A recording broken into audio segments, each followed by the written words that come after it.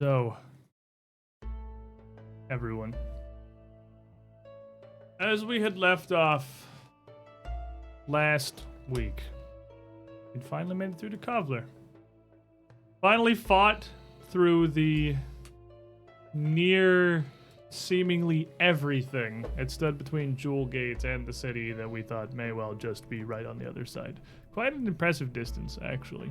Very difficult gate to use regularly. I don't have post-traumatic stress anymore. I just have traumatic stress disorder now. But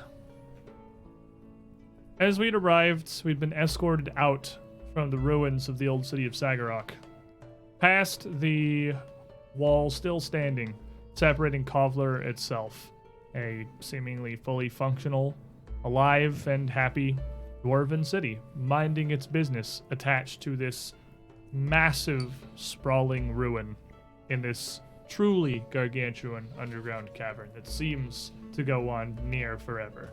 The walls extending long past the dim lights of the city, both across the ruins of Sagarok itself and out over the large lake to the east. You had met with one of the members of the so-called Council of Regents, the governmental body of Kovlar. The dwarves calling the shots, making things happen. And that here was Forge Master Thunderflare. She heard the brief story that you had to tell, and some of the rest of the Council of the Regents, some few hours later, fortunately giving you very appreciated time to rest, to relax, to clean up somewhat To appreciate from the her hours biceps. of battle that you have been slogging through. Hey, Now- need some walnuts cracked? Just put them right here and flex. Man, her biceps. Absolutely ripped. I mean, it turns out being a Forge Master is very physical. That mallet, probably not super light in the first place, and then requires a large amount of force to That's bend an anvil metal. by itself to most people. Yeah, man. Like, you I could mean- literally... Keep in mind, Marshall is a forge dwarf. He's huge for a reason. Marshall is also similarly jacked, just for comparison. It's a similar appearance. She could just bench press me. How much could Resme possibly weigh? Like Probably not that much, actually. probably like She's wafy. Like, I with all of imagine her probably gear. more of the party than not could bench press Resme. That's true. I feel so weird now. Raz mean, definitely could not. You were Raz can do it. definitely in the fail side of that category. Literally everyone else. I think could. everyone else could, though. Every other person probably could. Yeah, Okay, 18 strength, 19. 19 strength, 20 strength, 14. 14 strength. You probably still, Yeah, for like a Yeah, 110-pound elf. if that maybe. Like even I could bench press. That. Anyway, before we get horribly off track once more, we had arrived here in the Regents Hall and briefly been introduced by Forge Master Thunderflare to the 10 members of the Dwarven Council. Not individually, mind you, but to the row of them now sat across a broad, dark oak table from you in a rather empty but a well-lit chamber. No audience is held here. No one to bear witness save for you, the council themselves. Not even a single scribe or page on duty in sight. Each of the 10 members dressed formally but very differently, sporting different regalia based on, assumedly, their guilds. Commander Bronzebeard, the other one you're familiar with, actually wearing heavy, what seems to be stone-wrought armor, but with a massive metal full helm, sat on the table in front of him and a huge double-bladed axe at his hip. And Forge Master Thunderflare herself, still wearing a much more elaborate but heavy brown apron over a much more formal attire. You would come, you would have been welcomed, you would have been briefly introduced.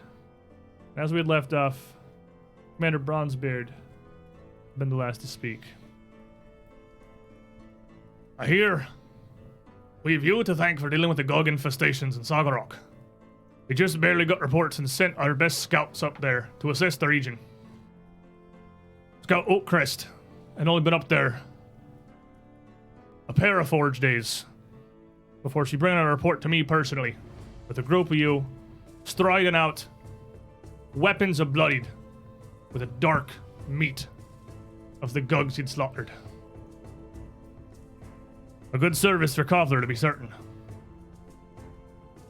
But the Forge Master tells us you've much more to share. And Bronzebeard did not rise from his seat for this. The Forge Master, however, had seated herself, but stands back once more, leaving her hammer on the table in front of her. She extends her hands before her. A rather welcoming gesture, even though her face remains almost stern. Not hostile, but very formal, very almost detached. Indeed, I've heard the simplest word you told me of what you've experienced on your travels here. But now, before myself and the rest of the Council of Regents, the heads of the 10 guilds of our fine city of Kovlar, we'd like to hear your story told in full. All you're willing to share with us. What's brought you to our town, how you have arrived here, and what fears you face within the walls of our city. The floor is yours. And she takes her seat back down. Resme will respectfully step up and bow her head to each of the 10 respectfully. You got 10 rather different faces or reactions here. Forge Master Thunderflare nods back to you. More than simple acknowledgement. Almost a show of support, a show of some degree of faith in you. She wants to get a sense of where their initial feelings toward her are, which is where she's doing this. Many of them are very, this is the first you've met the entire council, save for Thunderflare itself. So many of them are simply curious or simply here as a station of their office, waiting. A quick responsive nod. Nothing really readable in their faces. Save for Thunderflare, who again seems almost supportive, and one other dwarf who seems to be wearing something akin to the stone armor that Commander Bronzebeard is adorned with, though something much lighter. A pair of curved, wrought, almost smooth pauldrons, but in even a stone cap perched atop his head to match. He looks back with no response as you nod towards him, as does a much more elderly, much more elderly dwarven man with a beard almost just grown white and wild, obscuring most of the robe that he appears to be wearing. Massive, gnarled, lumpy nose, the only real visible feature behind all the hair framing his face. Looks up, almost grim, even narrows his eyes a bit. As you look at Those are the two I gotta convince then. you get a solid feeling that there are two of them who are not happy to be here. Okay, that's what I needed to know to begin with. But Thunderflare seemingly on your side. So it all started in Breach Hill, my home, in Taldor, which is on the Cheliax border. Isker, sorry. I don't know why I always do that. Yeah, obviously Resme has lived there and would not say that. You're good. We were, I guess it's just me now, were asked to do something for our town to try to investigate a goings-on in a keep near where we live. She'll start to take them through the tale of what happened. Mostly trying to stick to the facts, but she will let herself get emotional, and so they can feel her fear of the things that happened to her in the keep as they were happening. She's not going to try to keep that emotion and the memories that she experienced while she was doing it from her voice. And then she'll get to the gates. And at that, she will stop and she will try to explain the concept of Ayudara to them in layman's language, so that they can all kind of get a sense of what these things are. And how much are you telling them about Ulcida's ring in particular?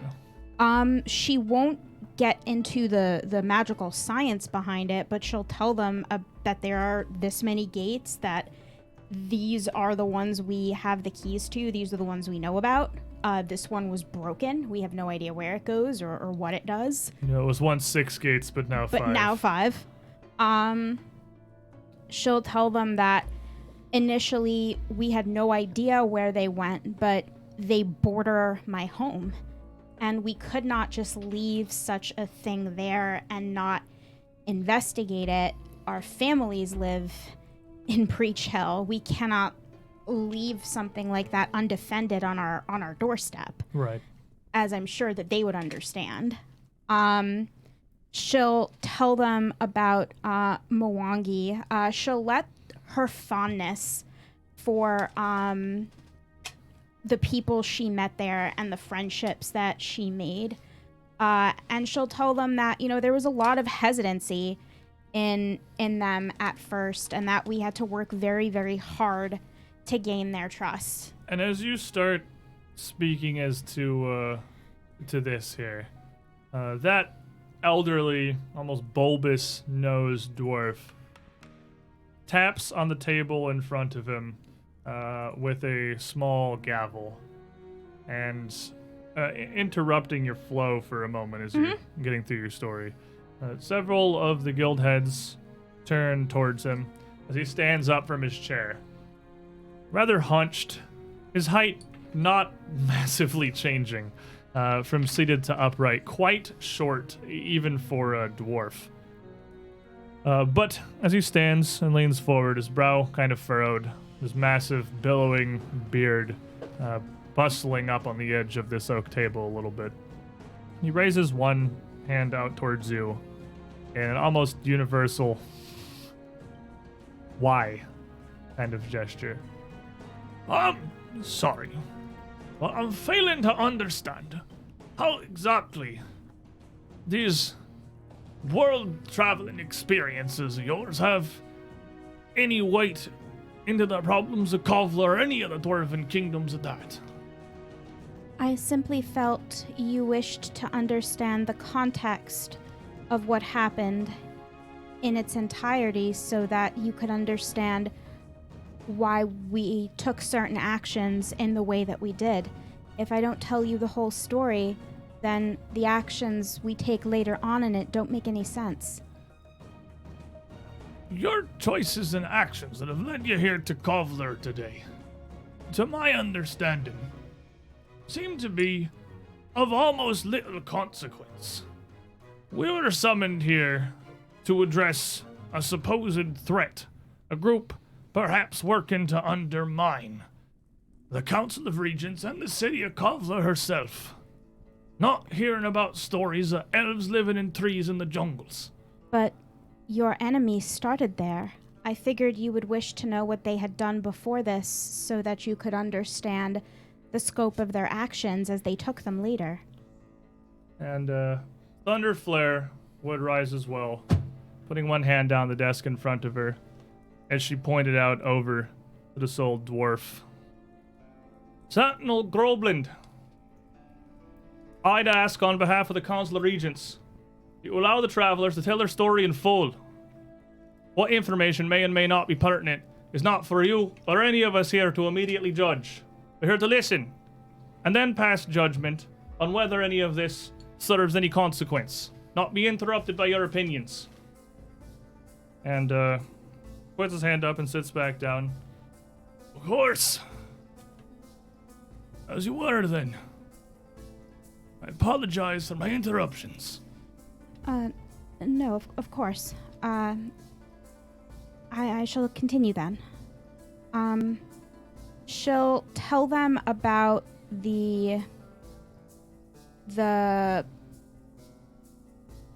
word for what those stupid things were just Very skipped my much head. knocked off track now. Totems. Flow gone. Yeah.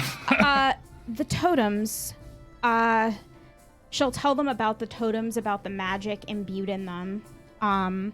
She'll tell them about what we found in the lair and how later it apparently disappeared and fell apart. She wasn't there for that, but that is apparently what happened. That the cultists were almost wiped out, and that the ones that stayed kind of dispersed and just went back to being their normal society. How we came back to Breach Hill, not really intending to do much with our information until they attacked us in our home and kidnapped a dear friend and threatened to kill him. And at that point, we were forced to literally defend the place where all of our families were. And we knew that they weren't going to stop coming for us. We knew that we had something they wanted.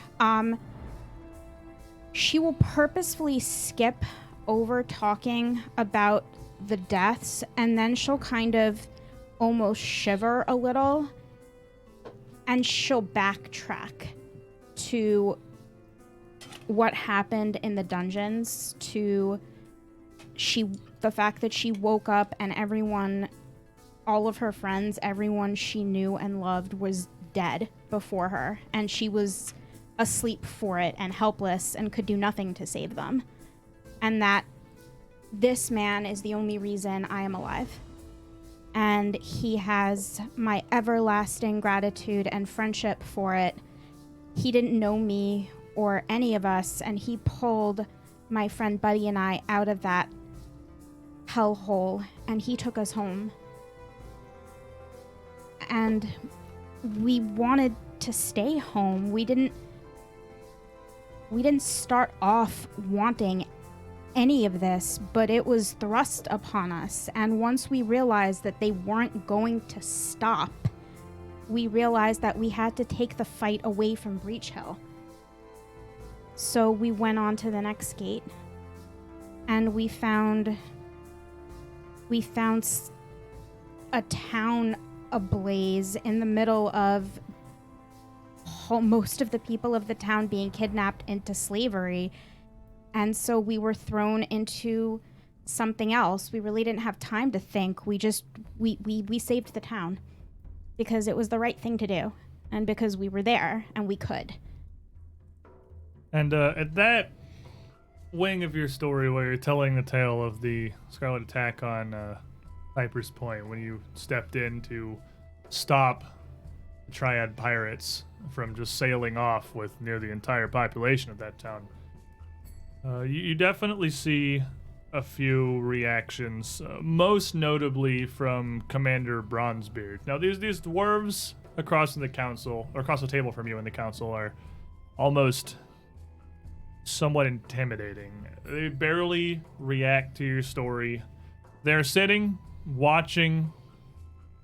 You can almost feel the judgment pouring out of their gazes as they're not nodding along. They're no indication really of their thoughts until now, when at that and that alone, Commander Bronzebeard, literally, like the first real reaction since the interruption, gives a stout nod and furrows his brow a bit, clearly in approval of the actions, your course of actions back in Ravenel. And Lady Rasheen has made it the mission of her entire life to stop tyrants from hurting innocent people and putting them into places and situations where they have no control over their lives and futures. And we all felt the same, but especially her, and we understood it with her past and what she'd been through. And we didn't understand why they had gone from what they were doing in the Mwangi jungle to this. It just seemed so disconnected. We had to figure it out, find the connection, and it just wasn't there yet. So we were lucky enough to make some very good friends who we met back up with in Ravenel, including Valia, who I hadn't seen since the Mwangi jungle. Also a dear friend who apparently felt very guilty for the fact that she couldn't save my friends either. And so she came with us to try to discover this truth, and she lost a limb, something very precious to her. She said that she had no regrets in giving it, and I'm eternally grateful for her sacrifice because she put herself in harm's way. And then she'll continue on her story, taking them through Ravenel, meeting up with the group of halflings who also made it their life, the Bellflower Network, and how we made an everlasting connection with them, actually setting up their network so that they could actually help slaves The escape. previous city that you saved from the Scarlet Triad. You give them the resume, basically. Here. The resume. Thank you. And that essentially the friends we made and the things we did were turning into something so much greater than they envisioned, and it wasn't something that we were planning. It was just something that was happening as we were going along. She'll tell them about the quarry, about losing another comrade, and about meeting Raz, who they saved from the slave pits, and who apparently has his own score to settle with the Scarlet Triad. About how apparently the Scarlet Triad is planning something, and that something is going to happen in Kovlar. That you have an enemy in your midst, and it is an enemy that does not come out and state their intentions and their plans and throw their knives out into the open, but creeps among you like the moss and the algae and the poisonous fungus that creeps along your caves, and that if you ignore it, it will consume you before you even know it's there. That every time the Scarlet Triad or whoever these people are move to a different place, they change their tactics, they change what they're doing, they change why they're doing it, and we don't know what their overall intentions are, but we do know that wherever they go, death and misery and fear follow them. And I don't know why we risked our lives to come here, when I suppose you could say it's no concern of ours, but we feel like it is now. We feel like we're the only ones who know enough about it to protect the people who it's coming for. How could we not do something? It would be like leaving that town to burn. Inexcusable and unconscionable. So, sat at one end of the table with a single coin in front of her, another one of the dwarves taps her gavel against the desk before her, standing. She's got brown hair pulled back into a rather loose kempt bun on the back of her hair. A wide array of much smaller braids coming together into just a wide knot, and has some finely gilded scale mail hanging from her chest, with a fairly large gold chain hanging separately to the iron and brass medallion that all 10 of the Regent members seem to bear. And as she stands up here for a moment, putting her hands together, one fist and the other in front of her, looking first to Resume and then the rest of the party. So, if I'm to understand this correctly, this group, this Scarlet Triad, they've been working it all into this weird portal thing of yours for no particular reason you can really tell, and you got no real angle as to what they're looking to do in Kovlar either. I don't mean no offense by that, just seeming to state how the facts lie. It's true enough. We know that they mean to do something, but we don't know exactly what that is yet. Rather hard to set up any kind of defenses for An enemy that may or may not even be coming. Much less knowing what they're even after. Well, I would imagine that in most cases, it's difficult to know what the enemy wants until the enemy declares itself to you. And by that time, sometimes it's too late. Rasheen will just kind of straighten a bit, but not interrupt. I may. The Triad has always operated below the eyes of the authorities. Indeed, their network in Ravenel was so extensive, specifically because they stayed out of official eyes. Had the Silver Council been made aware earlier, they could have put paid to it long before people of theirs were taken and locked in pits. I'm not saying that they're not here. I'm not saying that it might not necessarily we know exactly what their plans are here. But wherever it is, they seek power. And they seek that through slavery. They seek that through gaining access to ancient artifacts.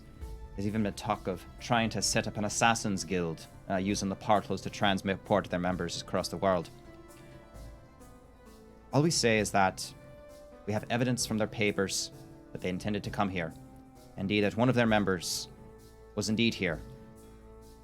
One of Marshal Emberbeard's clan, who has been following us along and is a spectacular party member, saving our lives on many occasions. And his family's involvement in this is something he feels very keenly. I'm not saying that we know have all the answers, but we know that there's a threat, and we hope to work with you to be able to find it and put an end to it. Well, of course, love. I don't want to give you the wrong impression. I'm not trying to talk you down about nothing. Sounds like it's very well a dire threat indeed. Spanning much of the world above. I'm just saying I'd be a little skeptical of putting a bunch of my own coin. But I'm not even really sure where it'd be going. It sounds as if this is a threat to Kovlar, and looks down the table to her left at all the other regents spread out down the row from her. It's something we're looking more to study, more to learn of, more to find about before we can really set foot to stopping it. But that's just my eye on the situation, is all. And if I may, there is one more thing I should share with you. I came to join Resme in Breacher late. I am an itinerant devotion of Milani. She sends me visions of conflicts to bear that need help, and puts me on my path to get there. I arrived in Breachill, and the very next day, the Triad struck, and my sword arm was needed. I fought this conflict throughout all of Ravenel, hunting down tyrants, as my lady would wish me. There is another vision that I've received in dreams, and perhaps nothing for lawmakers such as yourselves, but it is something that drives me on my journey, and I must share it with you. The beast of shadow and malice, blood of the earth running inside it, as its sights set here on Kovlar. Around it, a scarlet net attempts to be thrown, but not to stop it, but to guide it. It's not much to go on, but that too is a vision I have, and one which I hope to prevent from coming to pass. While a couple of the council, as you tell them this, kind of narrow their eyes a bit, furrow their brows in an indicative display of either just a total lack of understanding or skepticism or even like outright dismissal. Dreams. We're dwarves.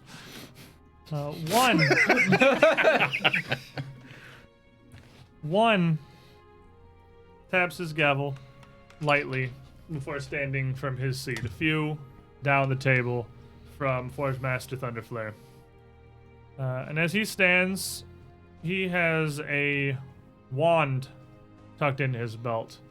A gnarled, curved, almost spiraling work of wood that expands at one end. The bark still left on the top half of it, splitting into almost fingers, clutching a large, shimmering golden pearl. And he stands. Now, I know many of my fellows here at the Council of Regents are quick to scoff at prophecy and divination. and I'd be fools to dismiss as such. Magic and fates are interwoven together in interesting, powerful, and oft unpredictable manners. Writing this off as simple ravens or dreams in the midst of, well, such claims of danger be a foolish decision. That said, what you tell is very vague, all considered. May perhaps spell doom or ruin for Kovlar. May spell doom and ruin for your dinner. May mean nothing at all. But I wouldn't so callously disregard claimed words of prophecy. Look at that pearl. What is that? As he just Never starts speaking. Like the entire council's eyes just kind of shift. This weird bird. What's that's very shiny. It's too big though, I think. Do we have to put Severin in a sack? No, I think he's alright. It's alright. Marshall gets a little uneasy and starts gripping his axe like get, and he kind of gives Resme that look like, get that bird down. Thunderflare rises up from her seat again, looks down one side of the table and the other, before I turn to address the party once again. Alright. So you tell a tale of Scarlet Triad. A group largely unknown to us and seemingly largely unknown to yourselves. And that Kovlar here is the first place they've set their sights. So you told us of this Ayudara, this portal. You can call it Alcetta's ring.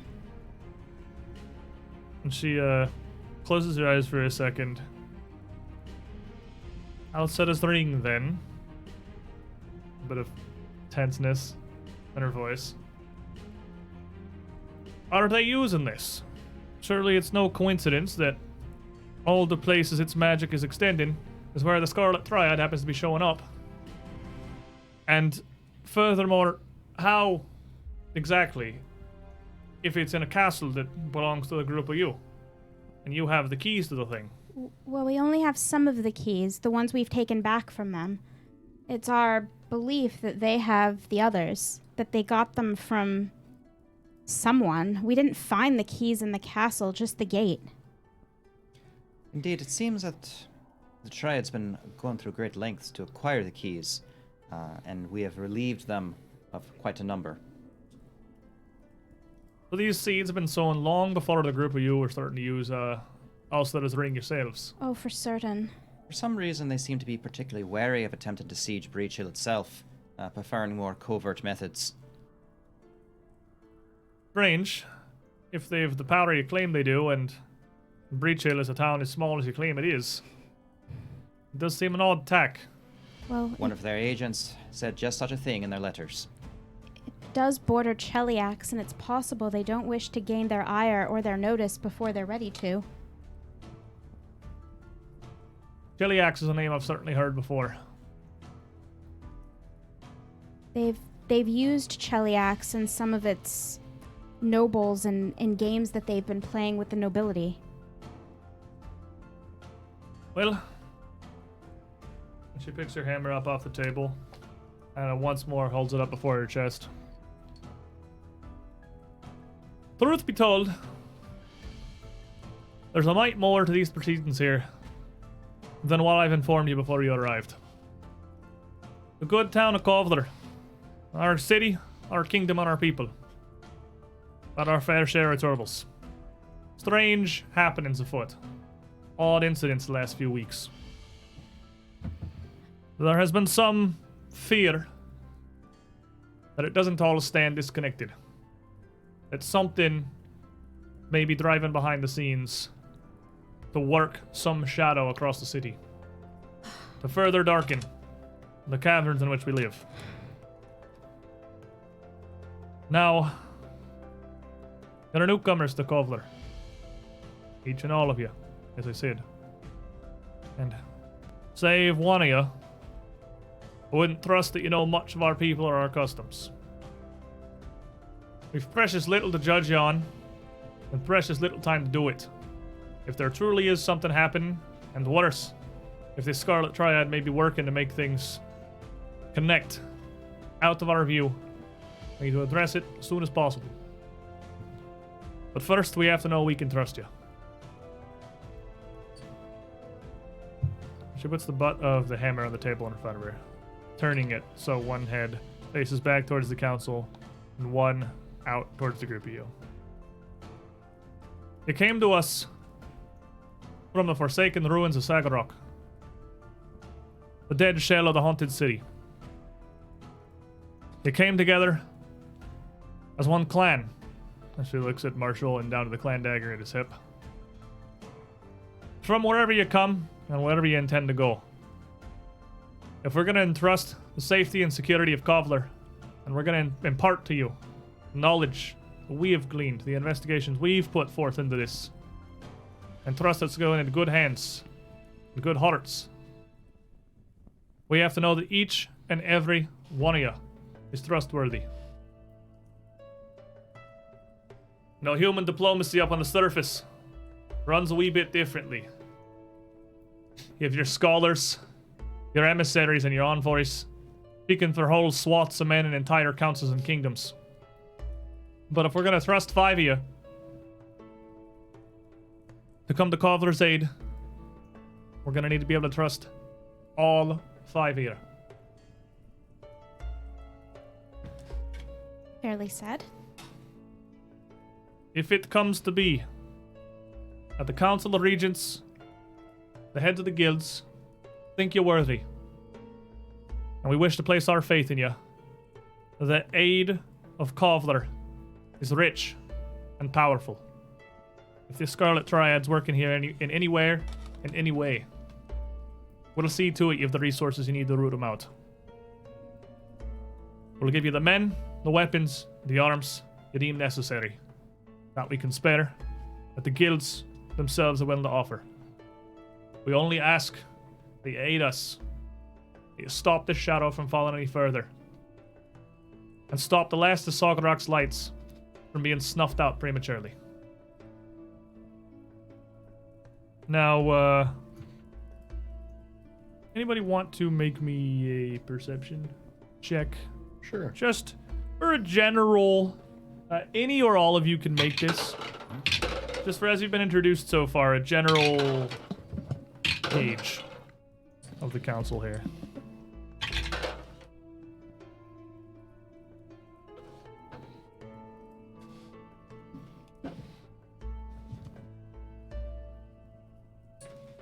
Trishik, what do you got? 30. 30? Mine was a 24, so not that high. 24. Raz? 29. 29? 27. 27. Does this count as a sense motive? It is a sense motive, yes. 36. So, save for Marshall, who I guess perhaps has a great focus on appearances and is really wishing it wasn't Resme telling the story, perhaps. Yeah, he's not too happy about how Roshin did the name drop without him speaking, because he was trying to keep his identity a little on the DL about the being related to the Triad, because now... Hey, he's with these guys. Like, We probably should have talked about that. fair. Oops. You're a little distracted at the moment. But Rez, Rasheen, Trishik, you can all tell that not only the Dwarven Council sitting here, largely, again, save for Forge Master Thunderflare, they're not just wearing a veneer of diplomatic skepticism here. They're not just hiding their emotions, their thoughts in a traditional manner. They seem almost wholly dismissive in several cases of even the concept of calling this meeting together, even of speaking with the group of you. Most of the council at this point has not bothered to interject or say anything. They have sat there, they have listened, they have let the few regents who have decided to stand and ask a couple of questions ask, and largely just let Thunderflare lead things as she saw fit. And Resme, you get the feeling that your timing, though it's very possible these woes that have befallen Kovlar recently might be at the behest of the Scarlet Triad, might be exactly why you're here. These problems, followed by 5 weirdos claiming to have shown up out of a magic portal in Sagarak to be their salvation, it's not lining up real good in their heads. Makes sense. I would feel the same. But this Forge Master Thunderflare stands back, still standing there, still gripping her hammer. We here are a council. I stand as speaker, bearing no more, no less power than any other dwarf at this table. Each of us have an equal say in the way Kovlar's run, the way our operations go, and who we decide to trust with our defense and our secrets. I only speak as the Guildmaster of the largest of Kovlar's guilds, and even then, only for now. But I, as well as each of my brothers and sisters here, will be given an opportunity to assess the character of each of you. To ask their question, to determine, to the best of their knowledge, who you are, and whether we should trust you, place our faith in your hands. Now, she turns her hammer upside down, leaving on the table. Mine won't stand up like that because it has a little ropey thing on it. But hers will sit. Ah, there we go. Hers will sit there. When you give up.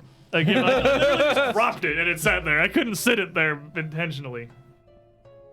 And steps back. I don't know how familiar most of the group of you are with how things are run down here.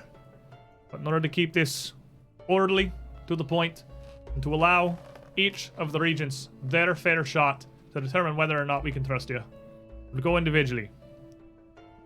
One at a time, and you'll answer much the same. Understood? Very good. That said, this business here seems dire. And this scrutiny is very much official. If you need, take time, take a moment to assess and prepare your responses. You're not wanting to misspeak here. Both of our fates may depend on it. Now, as the head of the council, we'll speak first. Forge Master Nisavin Thunderflare, head of the Anvilers Guild, currently the largest guild in Kovlar. We work as the smiths, running the main forge, smithing not just the weapons and arms of the Guild of Arms, and not just the tools of the stonemasons and the carpenters, but working for all the day-to-day operation of all of Kovlar's equipment, taking pride in our work and our fires, producing only the best, maintaining the reputation of Kovlar's goods throughout the kingdoms, both above and below. And as she speaks here, her introduction, let me, her friendly GM, introduce how this is going to go. She's clearly spoken the most, and you've had a bit of time with her before all of this started. And before you really get into her judgment, trying to impress and prove to her, even though she seems like she's called this whole council together to present the group of you, you got a moment during her own introductions to kind of try to size her up and figure out how perhaps you could best make an impression. For those of you who were around for a War for the Crown campaign that we did on this channel before Age of Ashes, this is going to run kind of similar to the Influence system. But rather than us going round by round at a big nobles gala, it's a much more straightforward series of dwarven diplomacy. So as she speaks, introduces herself, her pride, and her guild, each of you in turn can roll either a perception or a society check to attempt to understand how best to impress this guildmaster. What tack to take, what faux pas perhaps to avoid, how not to offend them. And each of you can roll either of these every time. You can't aid another in this because you're not really talking amongst yourselves at the moment. It's just your individual sizing of things. But you'll get an opportunity to share this briefly as you confer before you begin your responses. We'll go around. Trishik. Perception. I will tell you, it will be better to use society unless you have, like, obviously perception's way higher. Like, you're judging, like, this is the pinnacle of what society does, but you can use perception. It's just not going to be quite as easy. There's a 7-point difference. Yeah, so I you think probably my just... perception's a little I'm just better. saying, I'm just laying it down there. I don't have a society, so it works out for me. I have a 19-point difference. That's a 36. With a 36 in perception. As the head of the Anvilers Guild, And it a seems... master, if that matters. No, I think that's not relevant. This is the point of this is to let everybody participate. So your level, your proficiency, just making your number higher is helpful. Okay. It seems simple to you to ascertain that she is very dedicated to her craft, even going so far as to speak the reputation of all of the craftsmen of the Anvilers Guild. As we attempt to impress the Dwarven Council here, although you can pick up a die and just try to roll diplomacy, save for Marshall, who probably doesn't have a great diplomacy, none of you are dwarves. Having read tales of dwarven diplomats and these councils is all well and good, but you've never experienced one before. A raw diplomatic approach is going to be difficult. It may be better to attempt to take some sort of attack that aligns with their interests, what they see as valuable. And you think crafting is a pretty good one to take with Forge Master Thunderflare. Also a master crafter. So, You and your beer. do you wish to roll, Marshall, perception or society? Perception, clearly. It's not bad. 31. With a 31, similarly, just look at her. Just Yeah. like look at her. Look at this art I love it. for 1 second. Obviously, this is a very physically intensive craft. You think similarly, athletics would impress her as well. I mean, So those of you I who too do am a not, forged dwarf. who do not have all of the face skills, do not fear. You don't have to sit in the corner and be sad and just critically fail everything. It's not. This is not diplomacy o'clock. There will be options. So just flex. Got it. How about you, Rez? I'm gonna roll me a society Hard things. for 30. With a 30, in the modern day and age, the art of smithing and anvilry is pretty expansive. It is a lot more than just taking a hammer to metal, particularly given a lot of the modern conveniences that the Antlers Guild had with the actual magma channel inlaid into it. You think equally impressive knowledge of the arcane is valuable to her as well. Arcana would not be a poor tag to take. Let's go with perception. Oh, wow. Okay. Yeah, that works. That's That'll a do. 37 perception. With 37 perception, you don't really learn anything more as far as the attacks that you could take when you confer here in a minute, because you're going to share all this knowledge with each other before you apply. Those are probably the three best approaches. But you also do get the sense that Forge Master Thunderflare brought this council together again because she wants your assistance. She believes you might be the ones that can really help Kovlar in this situation. You don't have a huge uphill battle to fight with her. You really feel that all you're really going to need to do is not make some massive missteps or offend her, and she will be willing to lend you her support. Like, you don't even need to make a positive ground. You just have to not go negative. Don't pee on her. Don't Got pee it. on her. Do I Don't get pee any on idea her. like what would Don't just? pee yourself. Okay, fair enough. Yeah, Just no pee in general. No is pee a No good in pee. idea. general. Let's just stay away Just from hold pee. it. Just hold All it. right, Just Resume. stop urinating. What is this? Perception or society? Society. Okay. That is going to be a 37. So 37 society. Oh, 38. 38. You're going to critically succeed here and get the bonus. You can tell that of the group of you, Forge Master Thunderflare likes you the least. And you can tell that her Bonus. her No. opinion, Welcome to being an elf in a dwarf city. it's not racism. You interrupted her Gotcha. Oh. Yep. and you corrected her. Oh. Yep. And she was immediately off-put by that. You to the Oh, point where you great. are actually going to take a penalty when you attempt to influence her here in a moment. And anybody else who puts any interruptions while anybody else is talking or interjects is probably going to have a similar uphill battle here. That's why I did not open my mouth at all. The leader of the Council of Regents was not happy about that. I warned y'all last session. I'm glad you didn't go with normal resume where just every couple of seconds. Oh, by the way, hey, you know, She did really good, to be honest. She only did it once. Marshall restrained himself so hard. That's all I'm gonna say.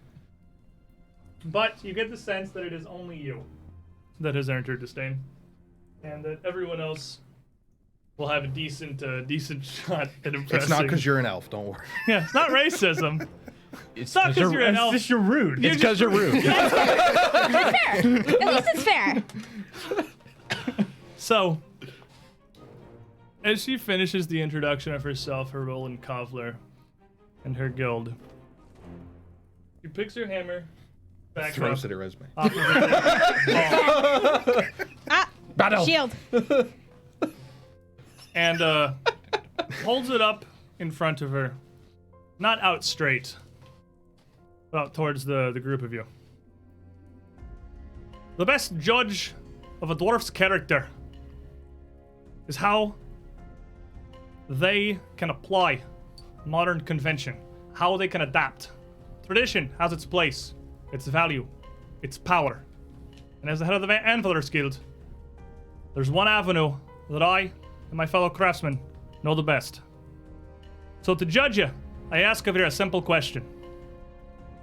How can metalwork better society as a whole?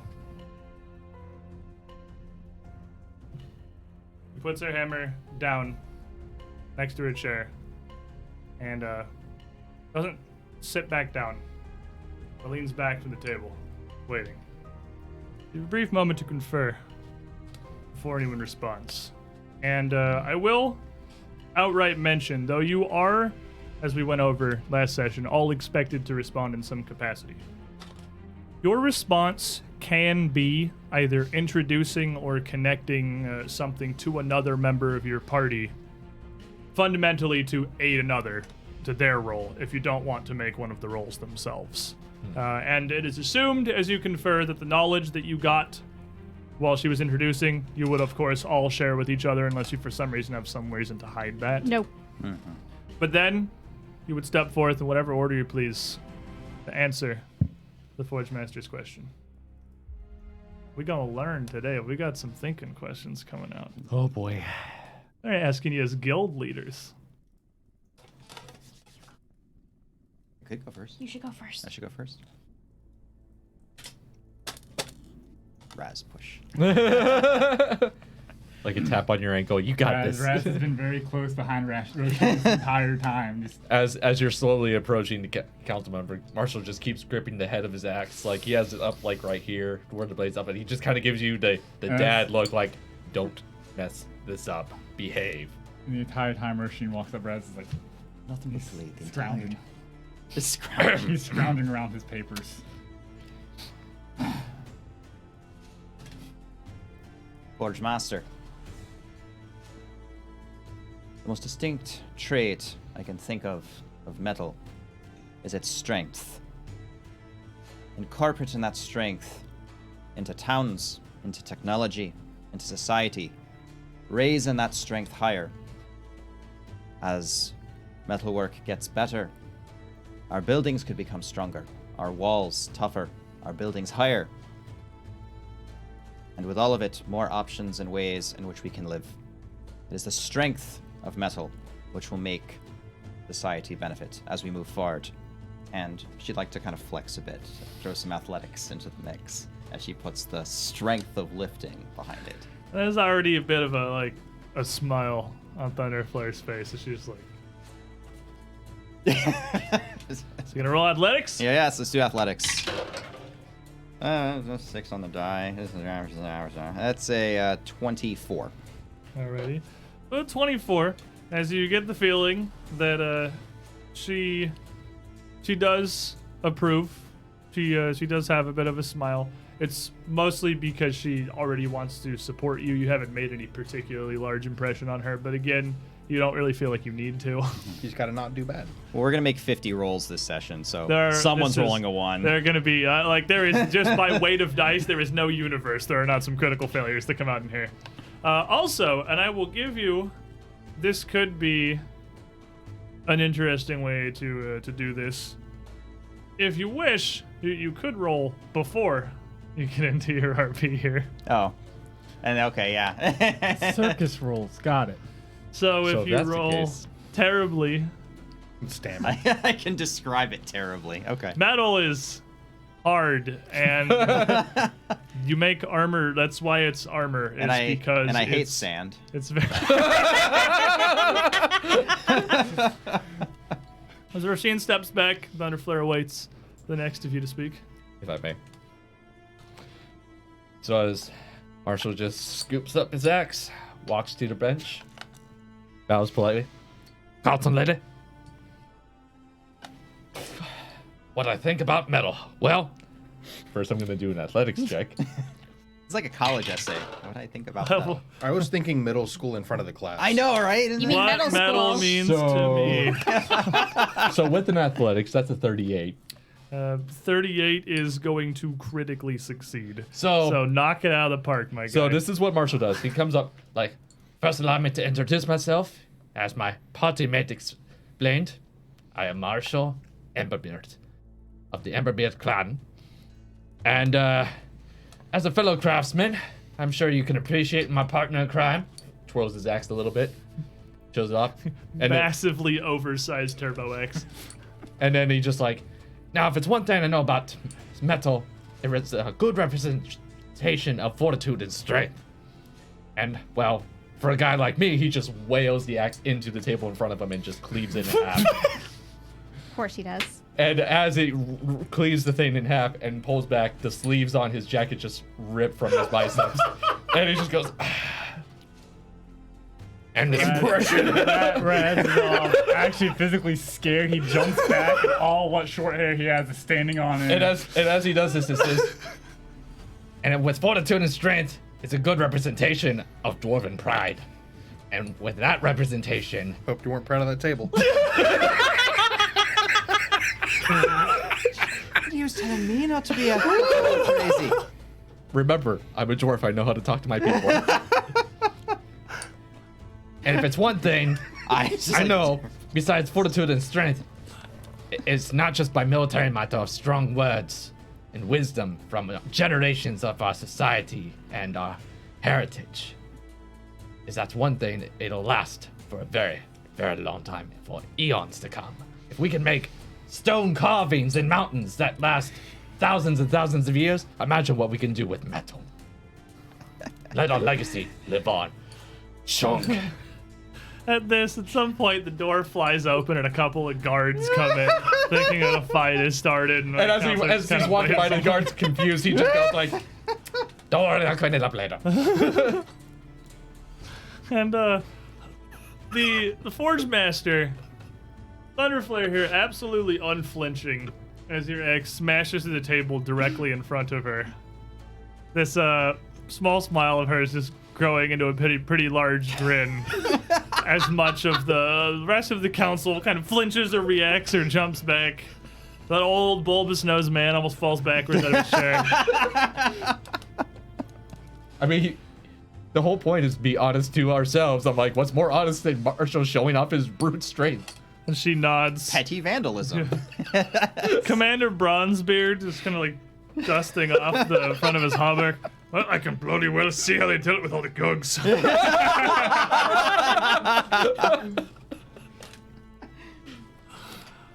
Oh. I mean, I was gonna try and make a good impression, but that was already ruined. I'm like, oh, well, might as well. Just when you never thought you'd get to use mending How at this are we point in of the game. a social scenario and Marshall's over here crit succeeding and literally flexing his jacket off and impressing glorious. the regions? Because that's how dwarves It's like- do. Again, these are my people. Holy crap. Raz just raises his hand. If I go next. Yep. Yeah. Be my guess. He just gives you a light pat on the back. Good luck, little buddy. He jumps. At this point, a couple of pages and scribes are coming in and out of the room, trying to like prop the table back up on some. And Couple Yes. members of the Carpenters Guild are coming through, trying to get something back together. not. Allow me to introduce myself. I'm Raz. Metal. I'm a scholar by trade, and he's gonna just go off about that first. I've traveled around. He rolled a total of for crafting a 21. That dice did not roll. It hit and just slid across. He 21 doesn't critically fail. So Yeah, I mean, it he's Doesn't just like, critically fail, so. he's very nervous in front of dwarves he's never met before. Yeah, he keeps glancing back. I'm not entirely sure. Well, children are part of society, right? And children are very important to the growth. And I can't really explain it. He walks up and hands her a piece of paper that has a diagram of a clockwork toy made out of metal. I picked that up Is from this a. written in Dwarven? It's actually just a diagram with simple. Oh, okay. It's not actually written. It's just a diagram. I picked it up from a gnome. He was discarding it, saying he didn't like it anymore. But the design was very interesting. And this is a translation in Dwarvish. I was hoping to run into a Dwarvish craft person who might be able to make it. And it helps. It's supposed to help engage children to learn more about how interworking things such as that go together. And he just kind of spaces out and just turns around and walks back to the party. It is fine. It is fine. It's wonderful. Marshall broke the table. And she puts the diagrams down on the table. It's currently just propped up by a chunk of a 2x4 kind of wedged underneath it as they're trying to hammer some little supports, some little wedges into place just to keep it there for the time being. What's the dwarven equivalent to duct tape? Spit. What's it called? Probably spit. What's that glue? Made out of The- honey? Probably. No, there's that one. It's like actually an alchemical Oh, consumable. actually, sovereign as I say, I turn back around, I reach in my bag, I pull out some sovereign glue and just hand it That's to her. sovereign glue. That's what Yeah. it is. That Okay. might Everybody help. take some sovereign glue just to get it together for now. For now. I picked that up from the same gnome, and he just turns back around and walks back, just kind of great. You get the feeling that like you, I mean, you didn't offend her, but you didn't make any meaningful impression. It's hard to follow that. Well, it's only fair. Flex. Resme will step up and kind of give her a look and then give the table a look. What is this? First impression. What did, Crafting? what did Marshall do? Destroyed the table immediately on the first region. 19 on the die. You can't just destroy the table for every region. Not for every region, just that one time. I mean, he only broke the table in front of her, so One theoretically. table. Yeah, you could break it in multiple spots. Can I get a 40? 40. Ooh. Writing the penalty that you have here is going to succeed. She'll step up and she'll look her in the eye. The thing that has always impressed me about metal is the fact that it can be so well built to purpose. There are times when you need metal to be hard and to be able to withstand whatever the world can throw at it, but sometimes it's important for metal to be able to bend. And if it doesn't bend, it can't protect, it can't do its job. It has to be able to give, or it will break. I've always admired that about metal. It's delicacy and strength combined depending on what is necessary of it at that moment, and the craftsman's hand ability to wield it to whatever that necessity might be. There's a partnership. I don't think that very many materials can truly form a partnership with their crafter in the way metal can. Well, You've definitely made a little bit of a better impression on Forge Master Thunderflare here, at least with your knowledge. But the stonemason and the carpenter definitely not giving you great looks right now. That's cool. But We'll get to them later.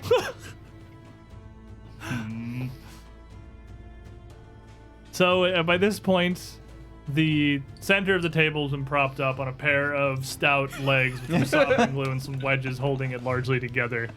This divide still clearly apparent where the wood was just splintered and obliterated by Marshall's blow. But propped up, a little askew in front of Thunderflare. Everything just chic now. And I'll step forward, introducing myself as well. I am Trushik.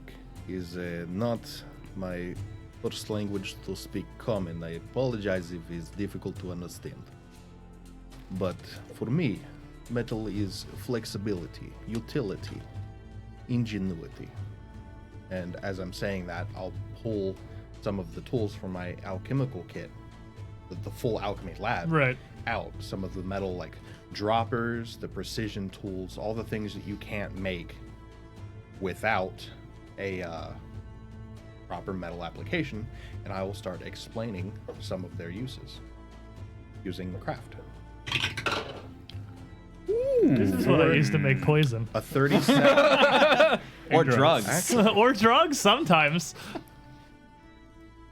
I believe that's a 37. It's a 19 on the die. 37, absolutely going to succeed. Way to go, party. We did it. You guys knocked it out of the park on the lady who already supports you. Yeah. Yeah. You did okay. You were also there. Might Yeah, You didn't critically fail. 37. Yeah, 37 will succeed as well. I might need a new So- jacket.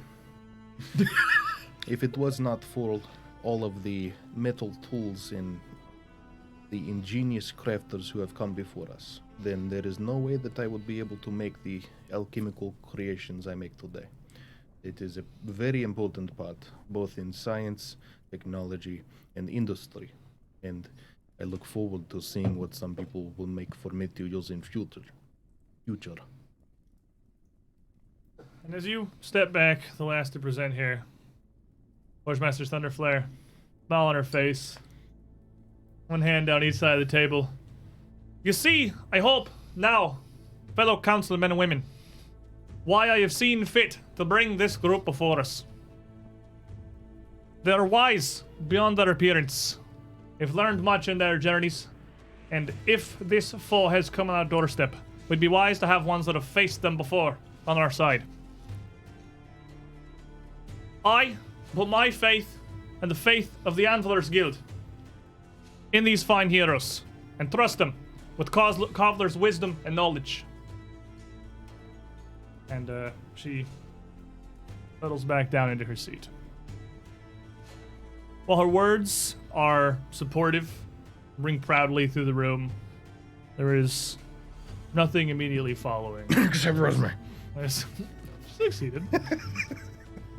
It's success, critical success, and Raz was also there. You guys not critically failing. You didn't make it worse, is what matters. Yes. So, there's no assent amongst the council, no nods, no quick agreement. Just followed by a moment of silence in the chamber as she takes her seat, a scratching of her chair against the stone floor. But shortly afterward, rising, the dwarf with the wand on his waist. And he stands and grasps. Please tell me he's not Manapiak in Not disguise. Manapiak in disguise, probably. Maybe. Grasps a furled wizard hat. Looks much akin to this, but the point more straight, more stout. Hold on, I can do that because this is posable. Kind of. It's still kind of Here, floppy. no. I can't unflop it, but I can make it. Now it's just weird and crooked. Imagine this. Also imagine that it was a light red in color, with a So thin. pink. It's not very brightly colored. It's more just like a duller red. Yeah, somewhat akin to the haft of that blade, I suppose. Yeah. With a banded ring of burgundy around its brim. And as he stands, raising a hand to the party quickly as he dons his hat, I I've interest in this tale. Personally, to know more of your adventures through this Ayudar, through this ancient ring of gateways that the group of you have uncovered outside what sounds to be a very humble Isgari city. I am Archmage Melek Sumer, and I am the Archmagos of the Guild of Spells. Our duty is one critical to the continued existence of Kovlar, as we are. If we are to remain here, those that lurk within the ancient ruins of our fallen city of Sagarok must be held at bay. The spirits and the bodies of both those that were lost writhe in rage and anguish after their death, clinging to this plane, as well as those who have risen from the deeper darknesses below, must remain on the far side of the wall. Not only do we assist in many of the medical needs, using healing magics to assist injuries of Forge and Hammer, Blade and Incident, we maintain the great barricade that keeps Kovlar safe to this very day. The stones enhanced with magical wards that, if not properly tended to, could collapse through generations of neglect, will not allow it to happen. Magic is how you arrived here. Magic, I would surmise to assume, is how you have managed to stand firm against the battles you have experienced, both in Sagarok, in Mwangi, and so far beyond. So I ask you to judge your character and your thrust to the Guild of Spells. What's the most amazing work of magic you've ever witnessed?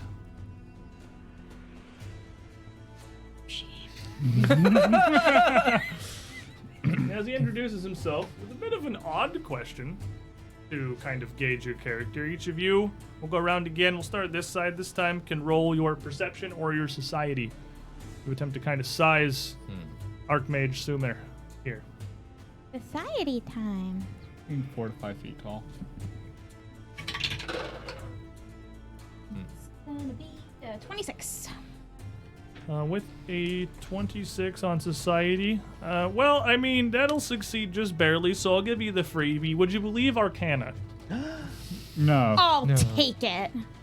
Probably could have guessed that one. Roshin. Roshin's gonna go with perception because she's not good at this whole society thing. That's a 26.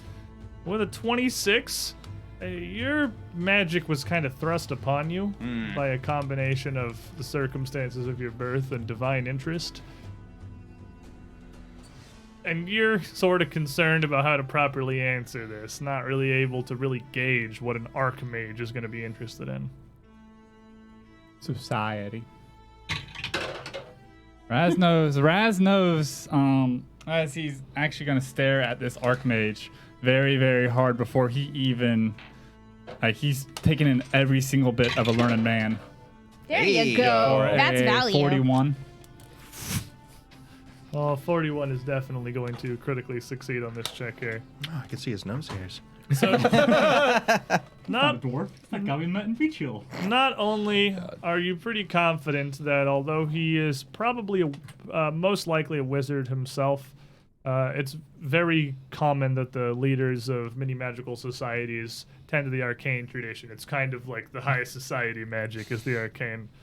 Your occultism is still proper magic, and to someone as learned as he, very possibly equally impressive. You're also aware that his interest in your discovery of the Ayudara, his interest in the portal gate in Sagarok, is kind of masking that he's not really in favor of imparting Kovlar's knowledge and its protection to you guys. You are definitely going to need a bit of work to get him on your side. But he's certainly not as entrenched as some of the council. What is magic? Clickety clack. It's that thing that makes your axe really So fiery. with perception, that's going to be 34. So that's not bad. With a 34, you know. You're trying to rack your brain for what you know about magic.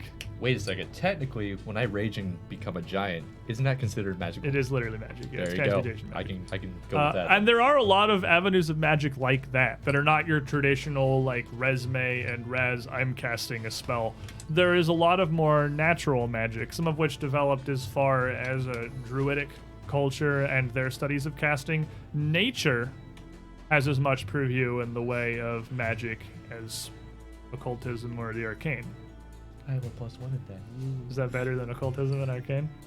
I mean, it's better than 0. So Better yes. than 0. Progress. How about you, Trishik? Perception. 26. With a 26, yeah, magic's not really your wheelhouse.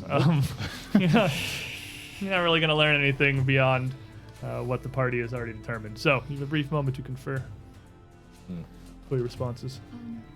Guys, I may be going out on a limb here, but I think if you have any magical ability, this would be the time to talk intelligently about it. Stares at Marshall. Marshall, I- I think you should smile a lot and make a lot of really vague comments and pray he doesn't look too deeply into them. What? Go big. Well, I also just, I thought about doing that, but I also remembered. I told you about my friend Birch. He's a druid. Nature magic. He's done a lot of weird stuff with nature magic. Oh, you know a lot Weird. about that, do you? As weird as a dwarf going big. He literally went from a gnome, turned into a bear, and then eventually he turned into a T-Rex. We could try to talk about how Man and Piak have cast himself halfway around the world. I believe I will Raz. talk about the prismatic gate that was in Mwangi. Oh, that's a good idea. I'm gonna say Man and Piok's thing, it wasn't really like spectacular. It was more of like sad. Raz is gonna actually, as they're discussing, I'm talking now, and he just walks forward. It is me. It is me. He kind of just tips his hat. Hi, I'm Raz. I already introduced myself once. I'm gonna roll occultism for a 27, 27 is going to fail. and this is not Raz's time to shine, folks. How is the bard doing so bad at a social encounter? He can't roll Dwarven above a diplomacy, 5. man, it's rough. I cast Fire Courage. That's just what you do. The most amazing work of magic you've ever witnessed. His mind just fizzles. You can tell he has stage fright all of a sudden. The bard. The bard has stage fright.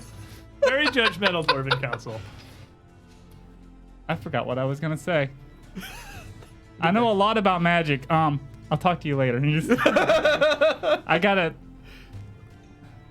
I'm sorry. I haven't talked to this many dwarves at once. Council member is confused. Raz is confused. I'm sorry. You did your best, I'm sure. I had a Actually, I certainly hope it wasn't your best. whole speech, and I was ready, and then I forgot it.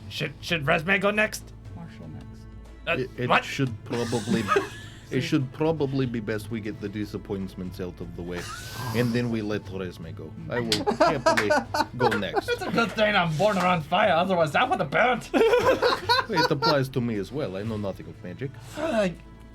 Whatever. Oh boy, I guess. Wish me luck. Mosey's on in there, carefully places axe on table out of respect. Councilman? As he prepares himself, you're like, okay, there's magic. He knows somewhat about the nature magic that him and his buddy Birch used to, haggle on about. Because that's what brought them together, was their weird, Most unique impressive magical magic abilities. he's that Marshall's ever seen. Sometimes you just need a 7. I rolled an 8 altogether on that. That is going to critically fail. So I guess I might as well describe what happens. Well, I'll be honest, I'm not exactly that keen on magic, as you can clearly see. However, I do respect it very much. Especially, it reminds me of my friend, who happened to be a gnome, named Bert Rottenseed. And, he had a very strange way of expressing his magic. He would, well, point my finger.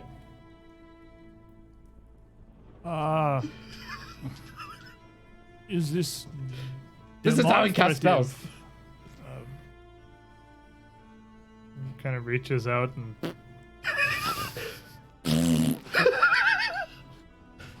Except, imagine a lightning bolt coming out of there. It was the most fascinating thing ever. Out of the finger? I do believe that I've heard quite enough of your testimony.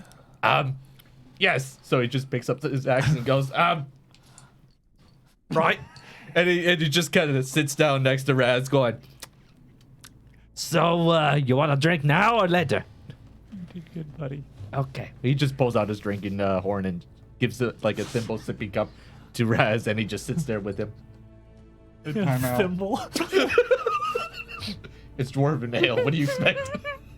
Well, is it Trishika collect? It is. Let's just continue the train of sadness. So I'm going to use diplomacy Okay. just to explain what I saw, because I don't know how it worked, but I know what I visibly saw with that giant glowing rainbow gate tied to the totems. Right. So I can explain. The shield. Yeah. You know, Yeah. you saw it. You don't know what it was, but it looked really cool. That's what he's he might asking. know. It's the most amazing work of magic you've witnessed. All right. So we're gonna see how well that description goes. Okay, that's a Not 30. bad, yeah. A 30 is just going to regular fail. Okay. So it's just not going to get any better or worse. Yeah, so I'll just explain it. Like, he's asking for the most amazing magical thing I've ever seen, and essentially what it was a big dome, a barrier. I saw, for instance, a bird flew into it, and it was hit with everything all at once. It's like a security, but it was tied to the totems. I have absolutely no clue how they made this work, but it's absolutely fascinating. It did not go well for the bird, of course. Severin nods. Well, Or actually did get zapped by one of the He totems. did. I mean, two left. It's going great.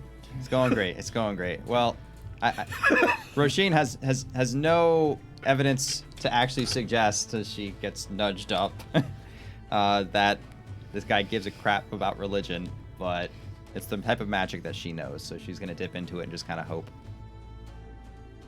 And I'm gonna roll the die first this time. You might say hopes and prayers. I might say hopes and prayers. So that's a 2 on the die. So that's going to be a total of a 23.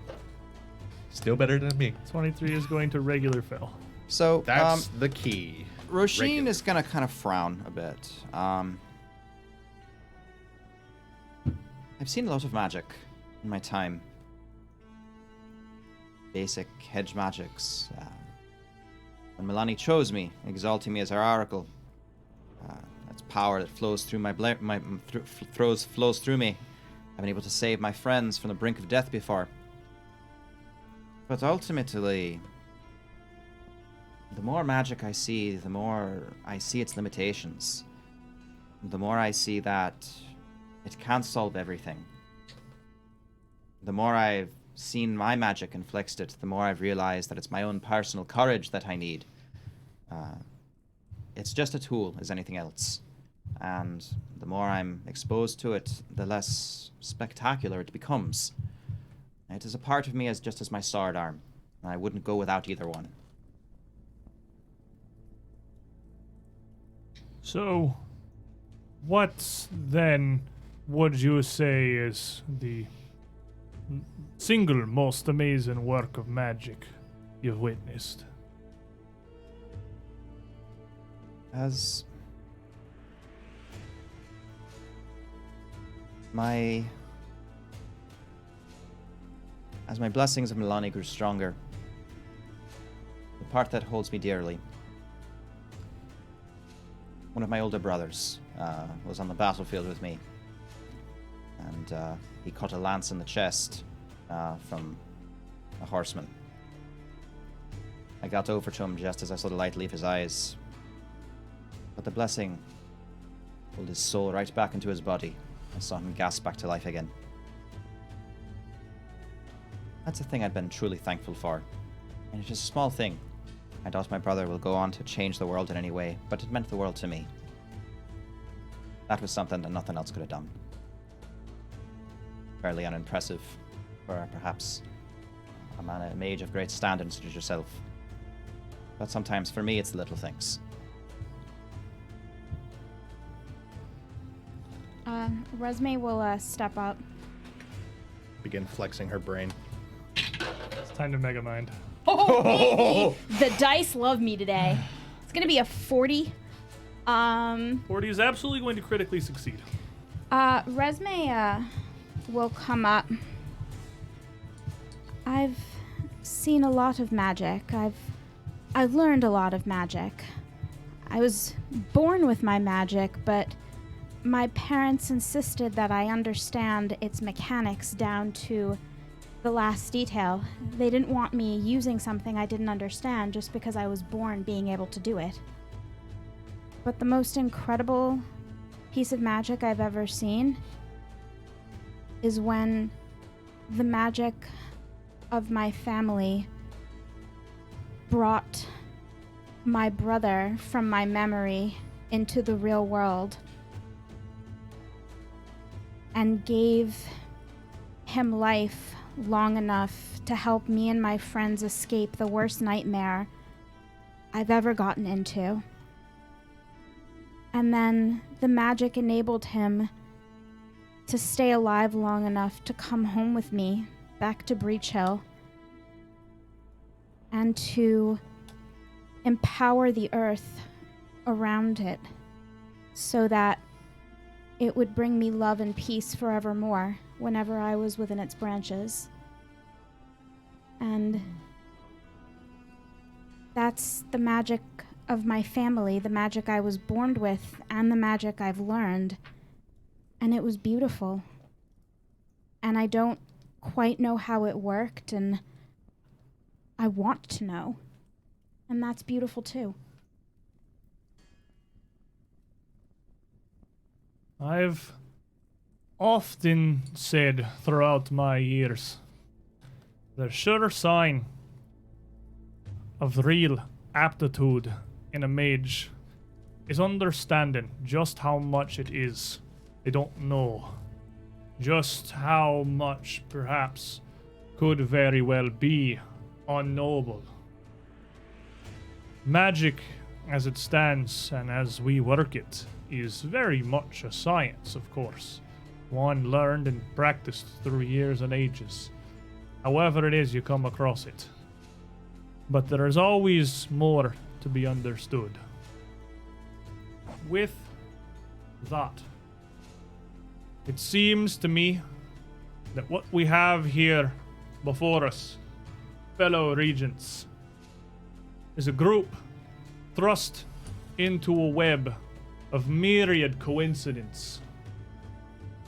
A small town settled in the hills by happenstance in the proximity of something, by sound of it, far greater than any of them truly understand.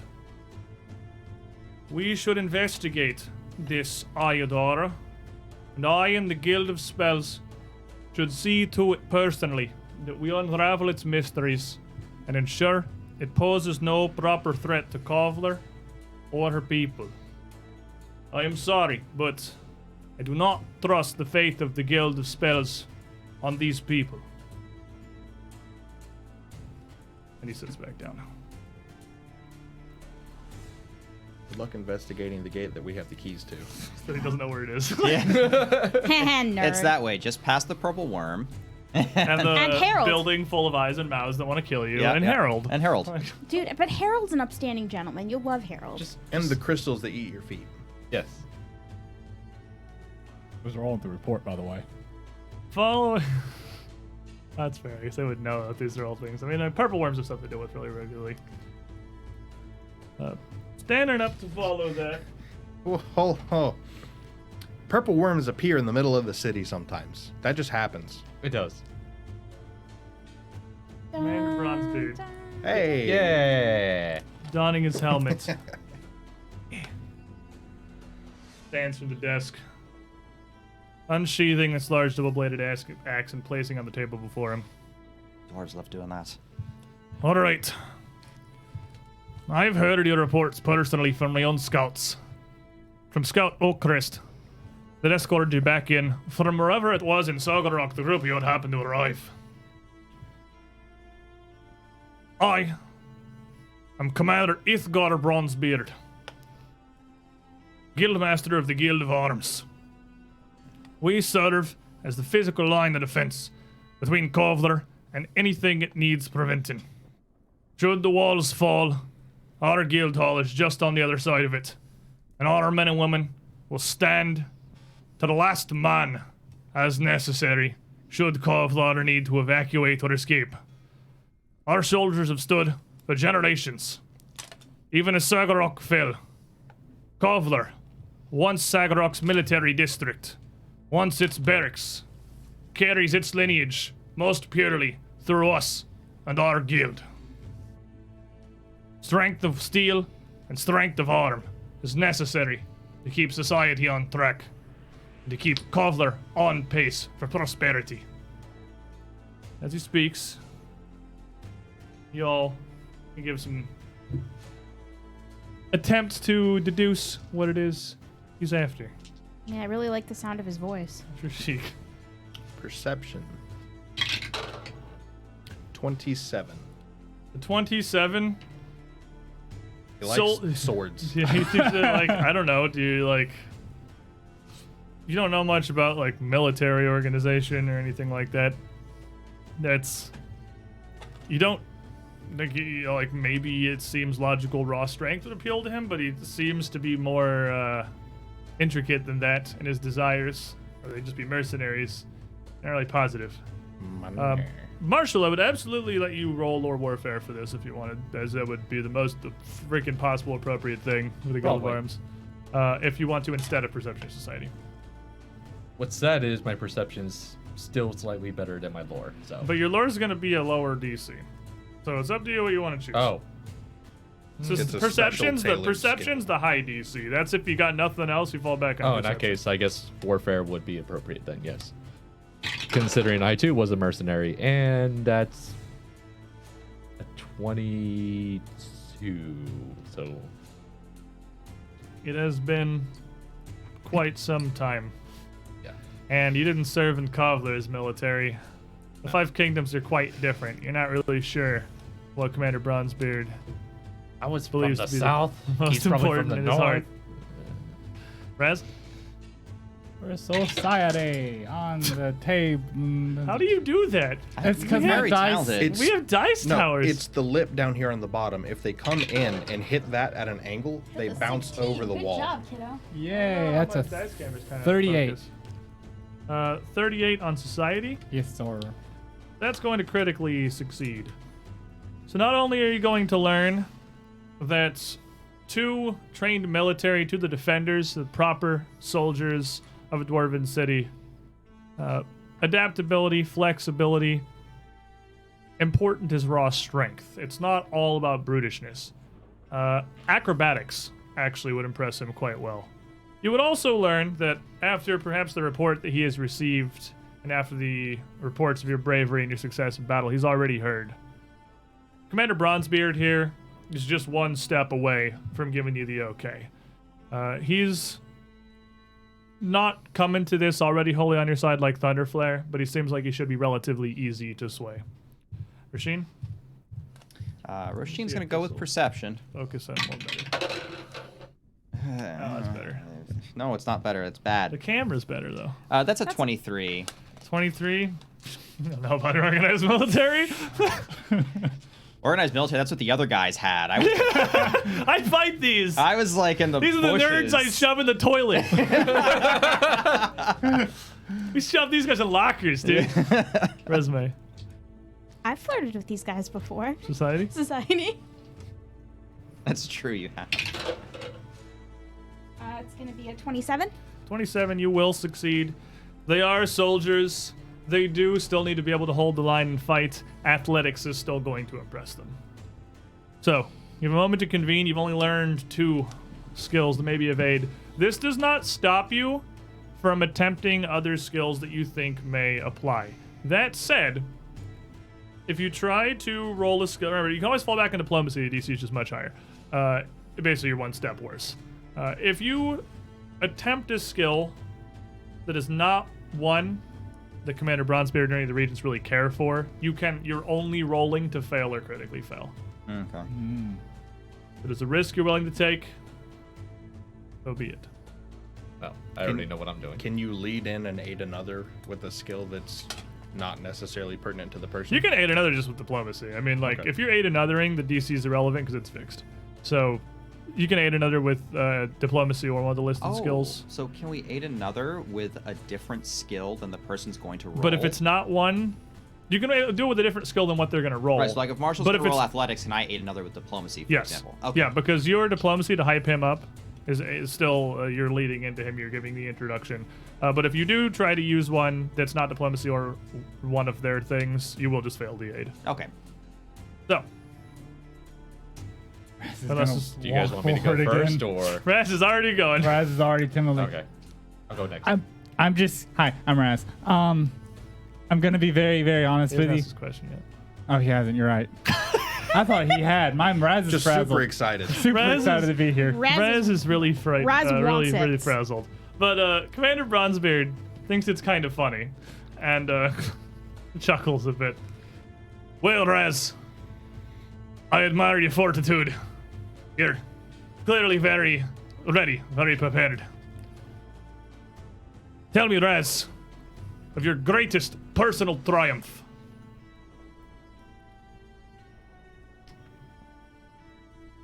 To be honest with you, I would have to think about that for a very long time. I have done a very lot of things, but I know someone who has done greater and more personal and bigger triumphs than me, and that would be. He just points at Roshin. Me? All right, give me your aid. My diplomacy. For a 31. 31 will critically succeed. What's your diplomacy Trained. proficiency? You're just trained? I'm just trained. So, Roshin, you have to go next, and you will go to +1 to whatever you do. Oh, okay, perfect. Okay. I can't aid him too. No. You can't double up on him. Yeah, that's not. So 2 of you can sit in the corner and be aid bots, but 3 of you have to speak. Okay. Why? I don't want to talk about how athletic I am. So should I spend aid my Marshall. athletics to pump you up? Because I feel like that's what we have to do. Well then, Roshin, tell me of yours.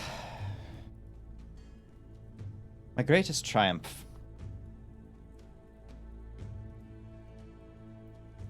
Well, in truth, you've already heard it. And let's roll my die and see how well this actually. Oh, actually, that's not bad. So that's an athletics of 30. 30 will succeed. 31 plus the. 31 will succeed. bonus. Indeed, you already heard my greatest triumph. At the quarry in Ravenel. Pit full of slaves, getting ready to drown. The Triad's boss cackling away, and my friends falling like leaves around me. And I managed to pull myself to my feet and strike a killing blow. In time to pull everyone out. Most everyone out. It would have been a true massacre. And yet, Milani came through. Sorry. Full of I don't know. hot I don't know if you can hear, Right? I don't know if you can hear the teapot screaming in the distance. But Teapot. Just the more you He's kept the talking, wizard's the up louder there. it got. like it's super serious. And teapot in the distance. This is a wizard cooking tea would produce flame. Sorry, guys. Oh, I'm it'll so be done sorry. for you. I'm so sorry. Oh, my mistake. So continue. We dwarves take our tea very seriously. The Archmage. He said boiling over. And he nods. Aye. It's the true purpose of both tactical acumen and physical power of our weapons and the defense of another.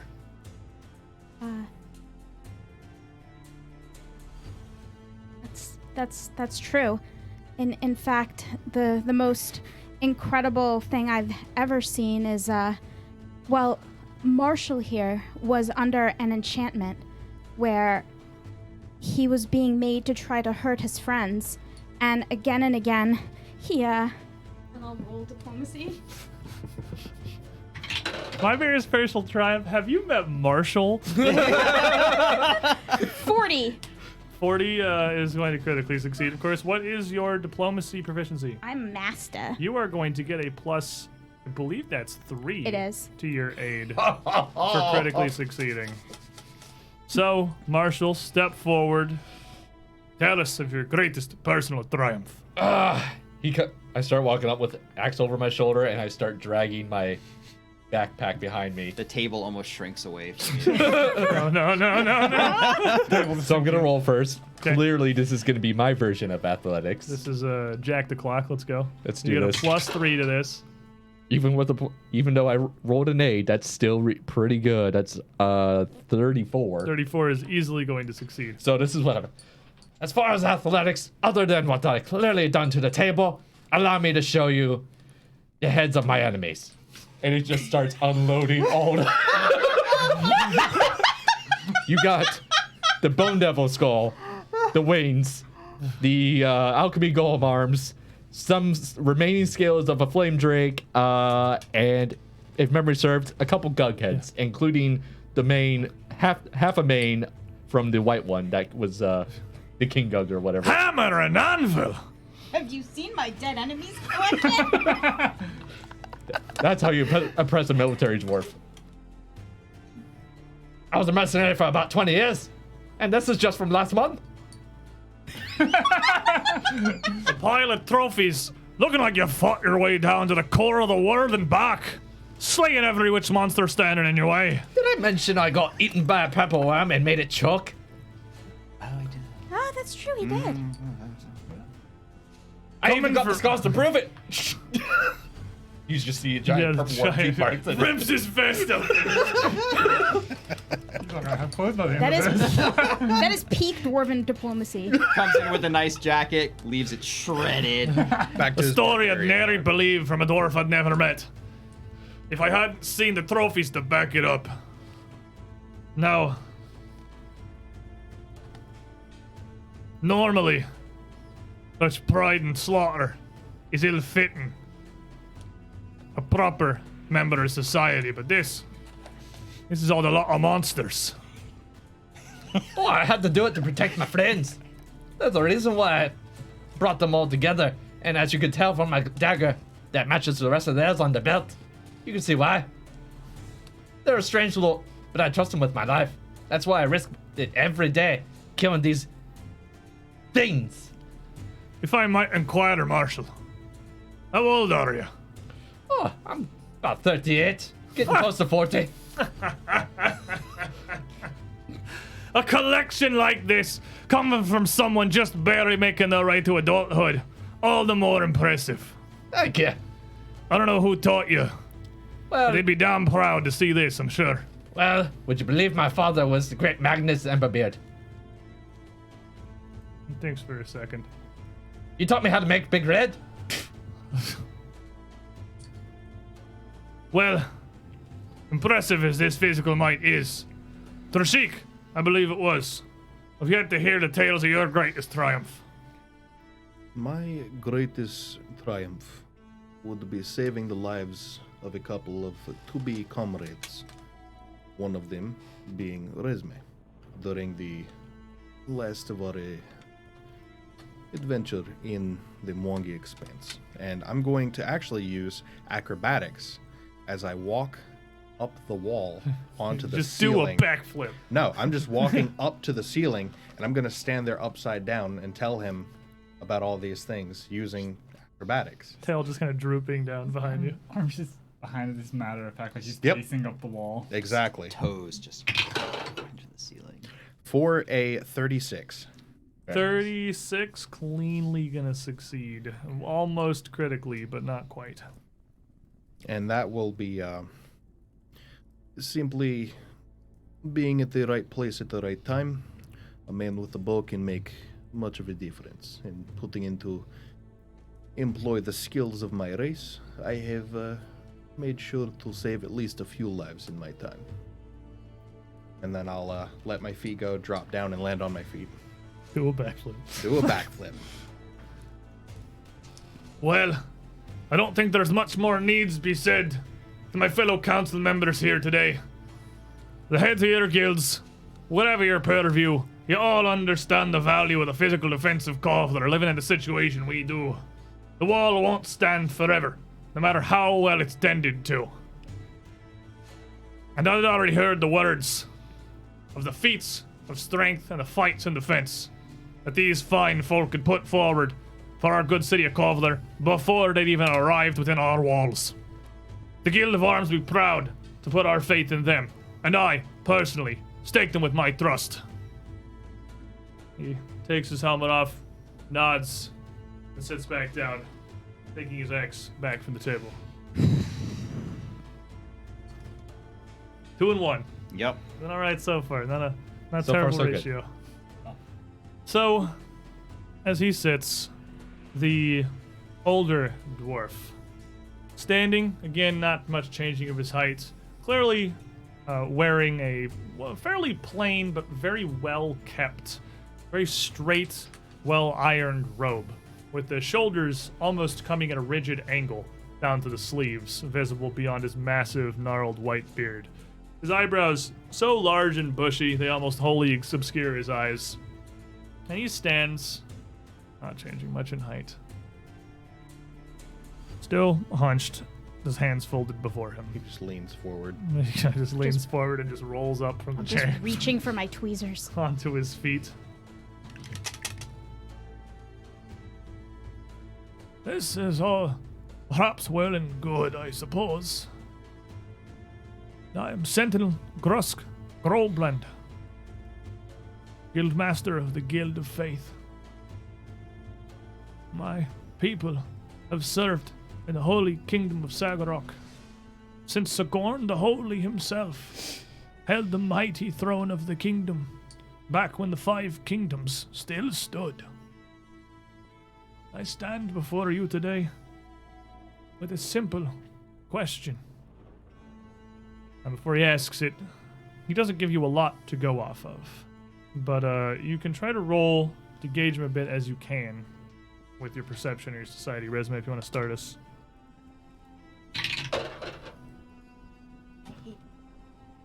27. Then stop rolling. Religion. Ah. Yeah. Pray tell. Rashid. Rasheen gonna go with perception. It's not bad. It's a 33. 33. As you look, the way he refers to the kingdom of Sagarok, I'm so in dwarf now, I can't not do the R thing. As he refers to the kingdom of Sagarok and how he talks about the piety of the nation, even in the brief amount that he does, you can see that Sentinel Grobland here believes faith and civilization to be closely linked, if not one and the same. Society would also be important, valuable tack to take with him. Yes. Raz? Are you sure this man doesn't worship Abadar? 38. On Society. that is going to critically succeed. In addition to learning that for the dwarven people here, faith, society, and as they live here in the caves, their work and their craft are really the 3 pillars of this community. Crafting, actually, an equally critical and important skill to the good Sentinel. It's just, I feel like I'm not giving you a lot of information I already know. This man is going to be an uphill battle. Sentinel Grobland, for whatever reason, already seems pretty staunchly opposed to the concept of reaching out to the group of you for assistance. And you get the feeling that it's nothing personal. It's nothing about the fact that you're an alpha rat and a gecko. You could have been anybody. You could even be 5 dwarves. not from the Five Kings Mountains, or certainly not from Kovlar. But he seems somewhat insular. He doesn't want to put his faith in any outsiders. Stubborn old man. Stubborn old man. Perception. For a 24, so not You much. don't really learn much of value. He doesn't give you much to go on. Rashik? Perception. Ooh, 38. 38 will regulars succeed. You get the feeling that, given this man and what little religious knowledge you have, I know about roughly one god. yeah, the way that Dwarven society works in general, the way this man composes himself, he seems really like the epitome of lawfulness. You think that if he gets a smack of any of you worshipping a chaotic, or gods literally forbid, an evil deity, you'd probably just want to hype somebody else. It's a good thing the only symbol I carry on me is in my bag. That explains everything. Looks at Bloody Rose. Have you heard of our Lord and Savior Zonkuthon? I like Milani's chaotic. I almost worshipped Zon Kuthon. I almost chose him at character So- creation. As you get these brief glimmers of insight under the Sentinel here, he just raises his hands up. Why does the well-being, comfort, and safety of Kovlar citizens even matter to outsiders such as yourselves? I'm just gonna You have a walk, moment to confer. Or gonna you just- walk over to Roshin and just put my hand across it. It might be a good idea to put that away for a moment. I mean, he's already clearly seen it. Just all of it, just pretend you don't exist for a moment. I He think the does not jig is like up, you. Trishik. Perhaps I'll just defer to one of you I on put this on my one. backup jacket that I ripped earlier. And I do have a symbol of Norgorber on me, but it is in my Not bag. visible, yeah. Yeah. So I would imagine there is. You're not openly carrying a holy symbol of Norglorber. So the only skills we really have are crafting, religion, and what was the other And one? Society. Society. Honestly, we all have good ones, except he doesn't like chaotic gods, so... I mean, That will give I don't you worship a god, so there you go. I mean, that will give you a penalty if you believe that you can. That just makes him initially dislike you. You're not like a whole degree of success worse or Oh. anything. It's just he initially is going to be less willing to listen. It's going to be a little tougher roll. You still can go for it if you think you've got a really good roll here, literal oracle. I mean, I am really good at religion. I mean, I feel like if we just honestly tell the truth here, I feel like we won't be too far off. I mean, we really do just want to help them. I always prefer to be direct. Yeah. Also, Raz is not stepping up first. Alcetta's a good lady. I'll set as neutral good, right? Uh-huh. Okay. You're fine. For now. It's It's really just Roshin. This guy is like, Marshall's aptitude gonna is screw brood a little Roshin. bit. I got a lot to think about. I'm like, I can bite the blade. I'll go first. Alright. I'll walk out, slight bow. I can tell you what a pious man, someone who is devout and very meticulous. I'm going to do crafting, because why would somebody want to be friends and help out an entire city of dwarves, except I know what you guys are really good at, and opening a circle of trade sounds wonderful with these kind of people. Would have been a good stop on the Assassin's Guild circuit for Vaz. We get weapons and whatnot. For a 23 that I believe I will re-roll. Ooh, with the gold coin of destiny. Mm-hmm. Because that was only a 5 on the die. So we're going to put the red dice down, and we're going to get the lucky malachite. There's one floor. I caught it. Drops it immediately. 2 and 9. It did go up. That is in fact higher. That is So in fact higher. that becomes a 27 on crafting. 27 is going to fail. It's not making it worse. But Just barely fails. I believe that opening up new opportunities with skilled individuals, such as all of the wonderful people that we have come across, in this town would be good for everyone. It's not simply helping people we don't know. It is also an investment for us. It holds benefits for both parties. Perhaps words wise are saved for my friend at the Guild of Coin. He motions to the rest of the party.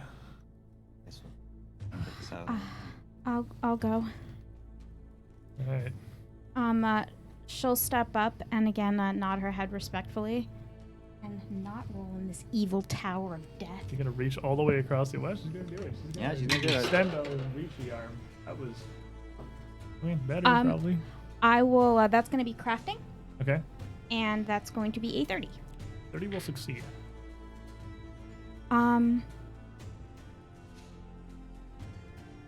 We came here to help because when you find something as powerful as Alcetta's ring, and you understand the potential of something that someone has created, and you have been given power over that creation, it is your responsibility to understand it and use it appropriately as a tool. Not just for yourself, because that's not why things are made. Things are made to help all of society. And if such a tool as Alcetta's ring is left to molder or only be used by those who wish to do harm or make profit, then it is not serving its ultimate true use. We came here to see that it would.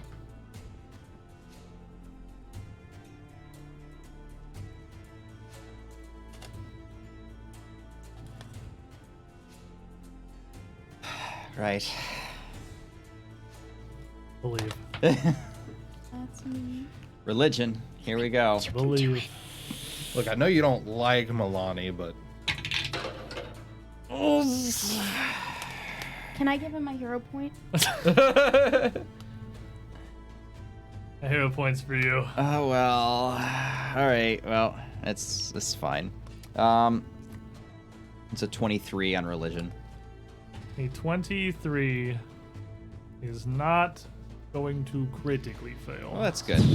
Just It is going to regular fail. not a 1. Not a 1. Out of 1. I'm chosen of Milani, bane of tyrants. The trappings of a civilization is vital and important. But there are threats that do not respect it. There are threats that weasel its way inside the system, turn the good of a society against itself. Scarlet Triad are tyrants who are very adept at this.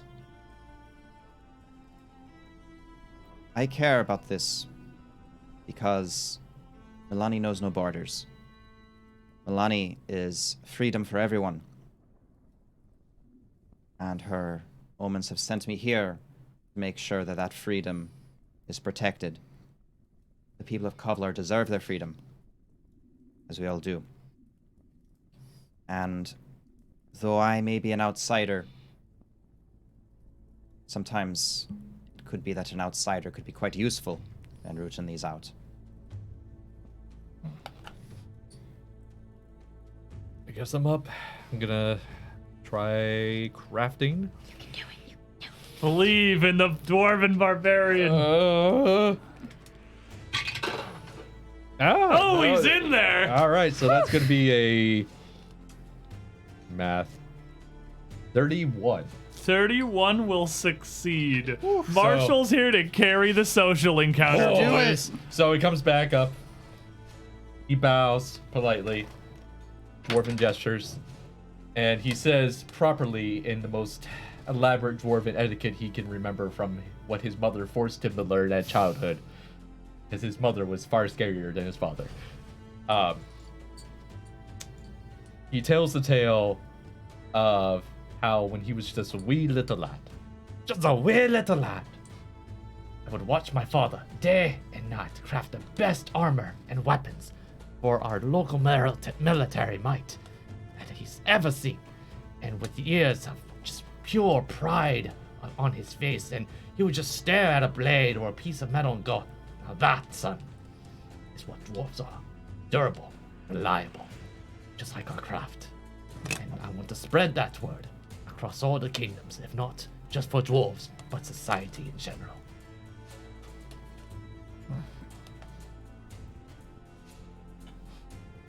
Raz just kind of stares at him, walks forward.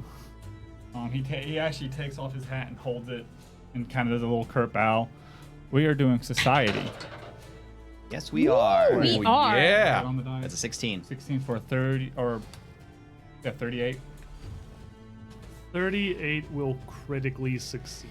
Oh, baby. Yeah, buddy. Raz is We live in a here. society. Raz, he keeps his hat down as he bows. Let me first say, Yosoki, he gestures to himself, are prideful in our family. Our family is the most important thing to us.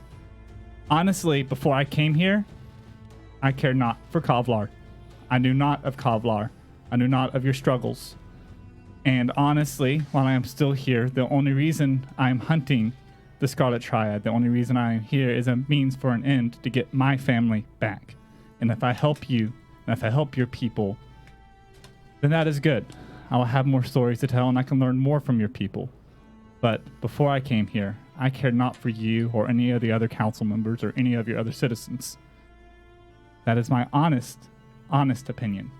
But now that I am here, and I've seen your faces, and I've heard some dwarves laughing at a local pub, I feel a little more inclined to help.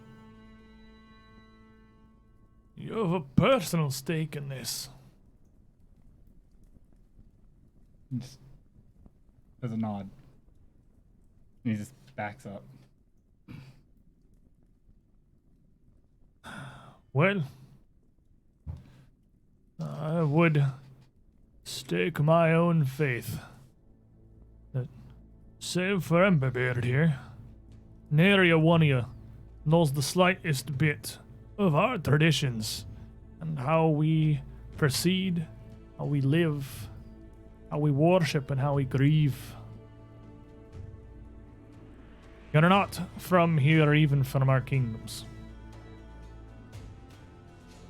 But perhaps the Forge Master's right. Perhaps that's exactly what we need. If these problems, if this Triad or whatever it may be, is operating under our noses, and nary a one of us has come wise to it, maybe it's exactly what we need.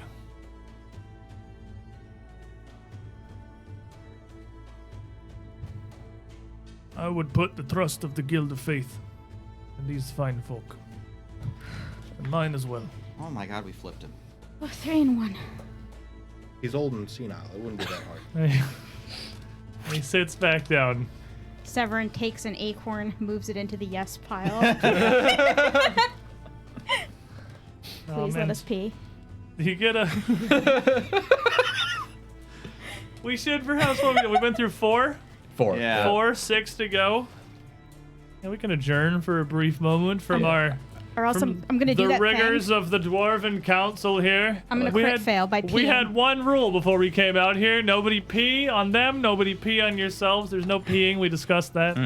That's why However. I'm begging. So we're going to take a quick break from the stream. Can't Step be- away from the Council. character. The council adjourns for 5 minutes for potty breaks. The council adjourns. Sirenscape, come here. Dude, they're all really old. They gavel probably noises. really need this break. The council adjourns for a few moments so that we can pee safely without offending any of the Council of Regents. Get a quick beer in the break room, you know. Making you think today. Yeah. Putting your brains in it. I don't have any of those. We noticed. Ooh.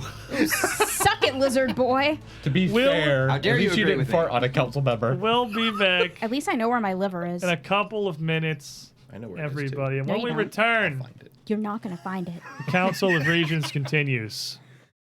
We've heard from the first of the Regents here. We've got 3 on our side, 1 against, with 6 still to go. These questions are really working the brain meat. I mean, we just dealt with Mr. War and Order. Dun, Bum, dun, bum, dun, dun, dun, dun. We'll be right back. Don't go too far. Hey, the innkeeper! Here, unfortunately, must be posed. Yeah, because we need that weather update for here in Kovlar. We are back. Well, you okay? Well, you're gonna be better. It's dark, damn it, Because but while that's we all were you out need on to break know. there, Loopy Caster has handed out a spectacular res roll in his hero point message. Look, So take this. we're go no up strangers one. to love. He knows the rules, and so do I. You have 2 right now? Yeah. Okay. You know, earlier I was thinking, whenever we meet new people, we just Did your hand phone them just our go resume. Resume, yeah. Phone just went heck with you. I'm rebooting. Well, you know what? A full commitment was what I was thinking of. Yeah. You can't get this from any other guy. Okay. So, I'm just trying to tell you how I was as feeling. we left off, we have spoken with a little less than half of the Dwarven Council. We're never gonna give them all. You had just finished with And the copyright strike. Sentinel of the Guild of Faith. You know, in this day and age, honestly, wouldn't surprise me. But the Sentinel of the Guild of Faith, though he initially very much seemed opposed to putting any of his faith in you, you managed to turn him around. I will admit, you done good, party. You done a good. You did a gooding. Don't worry, that's the last good. Rats make everyone happy, It's gonna be the only good. except for the people who are afraid of rats. We call those people not welcome. But another will stand from the council. Has his hands almost down to his lap, fingers interlaced. He has his hair pulled fully up out of his face, almost swept around to a massive braid that comes down on one side, rolling over his shoulder. His beard, not terribly long for a dwarf, into a trio next to it. He's dressed rather plainly, and it's not immediately apparent from looking at his attire, which, while fine, is relatively standard, what exactly he is in charge of. And were it not for the saw at his hip, it might be somewhat difficult to determine just through raw appearance what guild this man represents. But as he stands, he looks towards Forgemaster Thunderflare and puts his hands out towards the party before folding them back again. Dremulok Zilos di du Uthroda. Which anyone who speaks Dwarven will understand You broke that my he damn is table. apologizing. Oops. He's apologizing that he unfortunately does not speak Talding. And asks the Forge Master to stand to translate for him. So she agrees, of course. And Forge Master Thunderflare will stand as well, and then after he speaks, he will translate for the whole of the party, assuming that, I mean, there's actually 3 of you that speak Dwarven. It's Yeah. only you 2 that don't. So it's a majority, surprisingly. But they don't know that. They don't assume that. But Thunderflare speaks for him. I am Aldjoiner Alderro, headsman of the Carpenters Guild. Though our roads are stone, as are the caverns we call our homes, stone alone cannot uphold civilization. Our furniture, our bracings, our hearts. Stone does not burn, and even so far below the world, wood still has its place, needing to be worked in darkness by skilled hand. And as this is going, taking a little longer because each line has to be said by the All-Joiner and then repeated by the Forge Master, we can go around and you guys can make your guesses as to what this man may be interested in. Trishik, I rolled that pretty quick, but there we go, 31. on perception. Yep. That's going to succeed just barely, so I'll give you the just barely. Is You it want to guess? crafting? It's crafting. Just roll crafting, forehead. He is a literal carpenter. These are dwarves. Crafting works for almost everyone. Or religion, because he's a carpenter. Get it? Ah. I'm just gonna roll perception Oh, now. I get it. He got it. Hey. That is a plus 17, so 36? 35. 35? Oh. Yeah, Oh. I can't math. 35 is going to give you a success as well. And as they build their societies, and as you know, where you grew up, we're living in a cave and building a city in a cavern is much different than the surface. The surface, a settlement can sprawl outward nearly indefinitely, as many have. But excavating meaningful amounts of space out of a cavern for more buildings is rather difficult and incredibly dangerous. So, not just the stonemasons, but also carpenters very much have to work within the whims of the world. Nature, equally a valuable skill. So, Reyes. Society. For a 41. Very nice. I would like to know everything, please. Gonna hit him with the big crit. A lot of the production of carpentry and the craftsmanship they have to do is involving a large amount of finesse. Skill not just in the creation of elaborate works of furniture, but also in the construction and the installation of odd pieces. Acrobatics is all but necessary, and your understanding of the application of such could be useful. Additionally, critically succeeding, you know that the all-joiner here, all-joiner row, doesn't really seem to have any majorly strong feelings for or against you, and seems more interested than a lot of the other dwarves to get to take his turn, to get to ask his question and to learn of the character as he would gauge it of the party. He does seem a lot more engaged than any but perhaps the Forge Master. That does not mean he's necessarily on your side, but he's very curious. Rasheen. All right, perception. Okay, that's gonna be a 31. 31, you would learn just the language barrier makes it a little bit difficult here. But the all-joiner speaks in a kind of grandiose manner. You can tell just from having been in Kovlar for 8 hours that, like, woodworking and carpentry is not a major facet of their life. Right. But that really does not stop all-joiner row from thinking relatively big. And you think it would be wise to play into that to some extent. Appearing to lack imagination, or worse, being overly cynical, would probably not put you in the all-joiner's good graces with your response. That leaves us with Resume.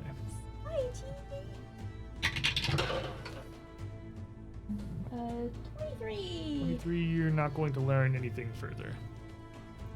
All right. So- What's up with this guy? As the old joiner asks his question and the Forge Master translates, I've found it's rather simple to gauge the depths of one's character, be they dwarf or one from the surface above. So I'll ask a simple question, perhaps answered equally simply.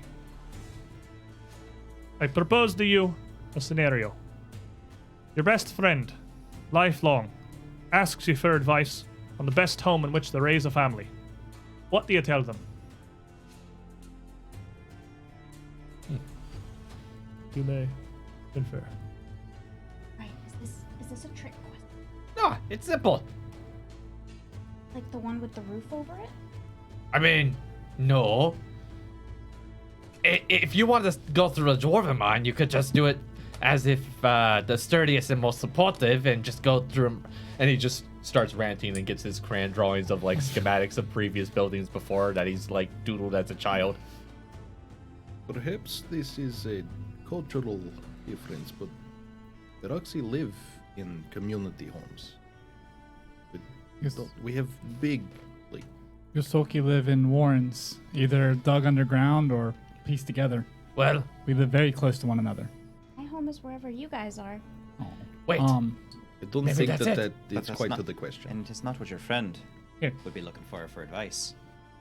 What if he's Right. looking for the morality of home? But what? Think of the environment you grew Raz up just in. walks forward.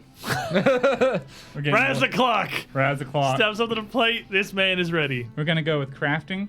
Okay. Alrighty, give me a crafting. The 20. He will not critically fail, Yeah. but it will fail. I am Yosoki, as you see. Yeah. So we live much differently than most other surface dwellers do. We live in warrens, close together, tight knit. So if it was a non-Yosoki best friend lifelong, my suggestion would be one where you can keep your family close, where you share the warmth on a cold desert night. It's that kind of home, one that is small, humble, but sturdy enough to protect all. Yes, I think that's it. Yeah, that's it. Yes. And the Alljoiner turns and says And I something- said all that in Dwarven. Oh, okay, fair Yeah. enough. So then they would actually, I'll just reply to you briefly. Thank you. Insightful. And different. I'll admit I know little of Isoki and your ways.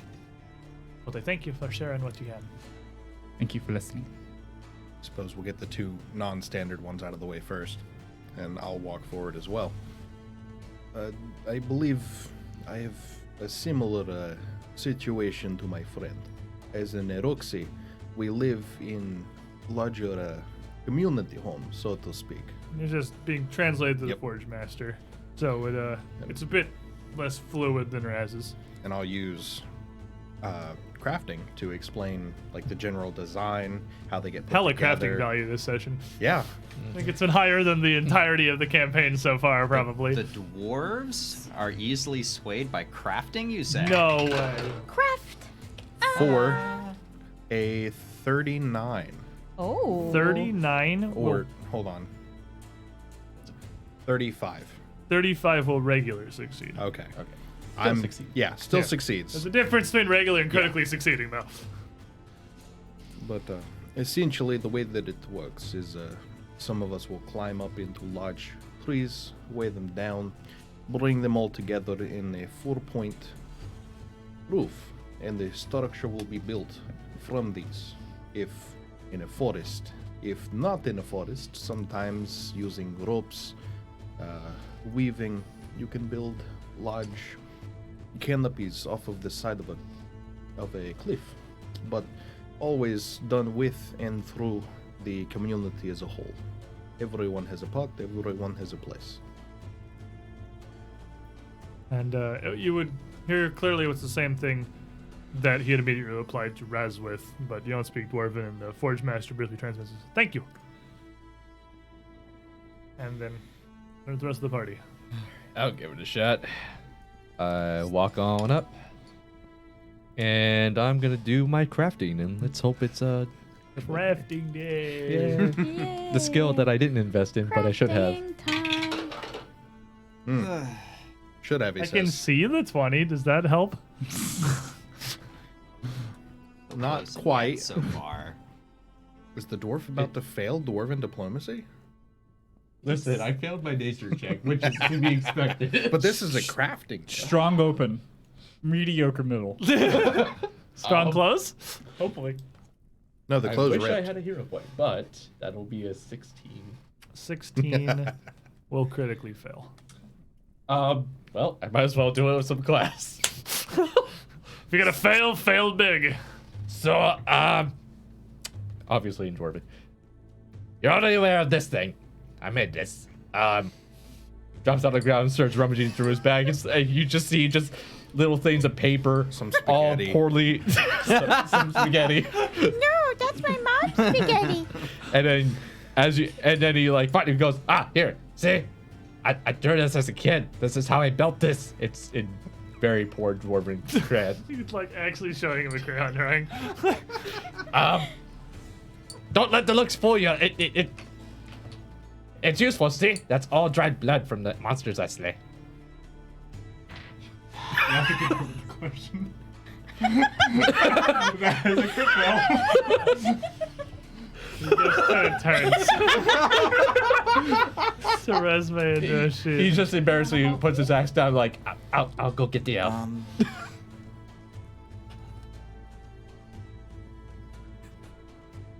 Sure. I'll help you. Roshin will step up.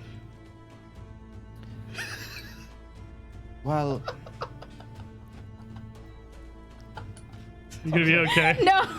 Okay, this. I'm Macaroni art really got you. The macaroni art. I'm really sorry, Chad. I'm trying. I'm sorry, Roshin. I'm sorry. Go ahead. my upbringing was a simple one. I grew up in the hinterlands of Galt, in a forest, fairly dense. I won't speak to how homes should be built. I grew up in one and I was thankful for it, though it was clearly not the best, as it did not survive the war. But I think my friend Resme has seen quite a bit, and I feel that she would be the best one to answer this, and to give you the best breadth of experience. And that's a diplomacy to aid. Oh my god. Do you guys have numbers on R2 on them? I don't know.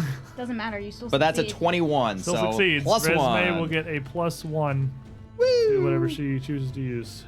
Over there, die. I'm gonna use crafting. Is it just Lord Dwarf at this point? What? Crafting. I mean, was Yes. it ever not?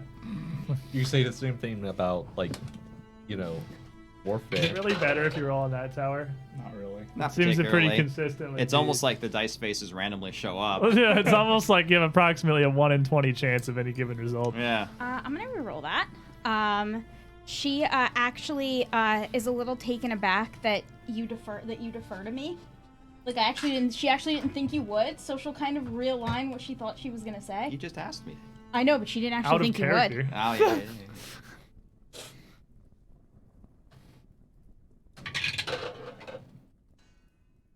Is mucho better. That is gonna be a 37. With the aid, Mm-hmm. 37 will regularly succeed. That much. I mean, it's better than failing. If my friend asked me what kind of home he should build for his family, I would tell him that the most important thing would be to start with a strong foundation.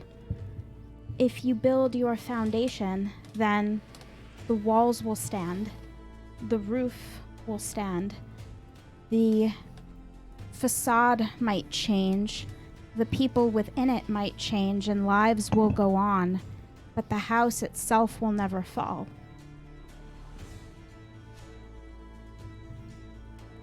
I'm quite surprised you speak the tongue. I thank you. It does make this a fair bit easier. That said, and she turns to the Forge Master, who translates for the whole of the party. Perhaps simply it's an error of translation, or perhaps a difference of culture. But what I see before me are strong arms and quite possibly wise minds.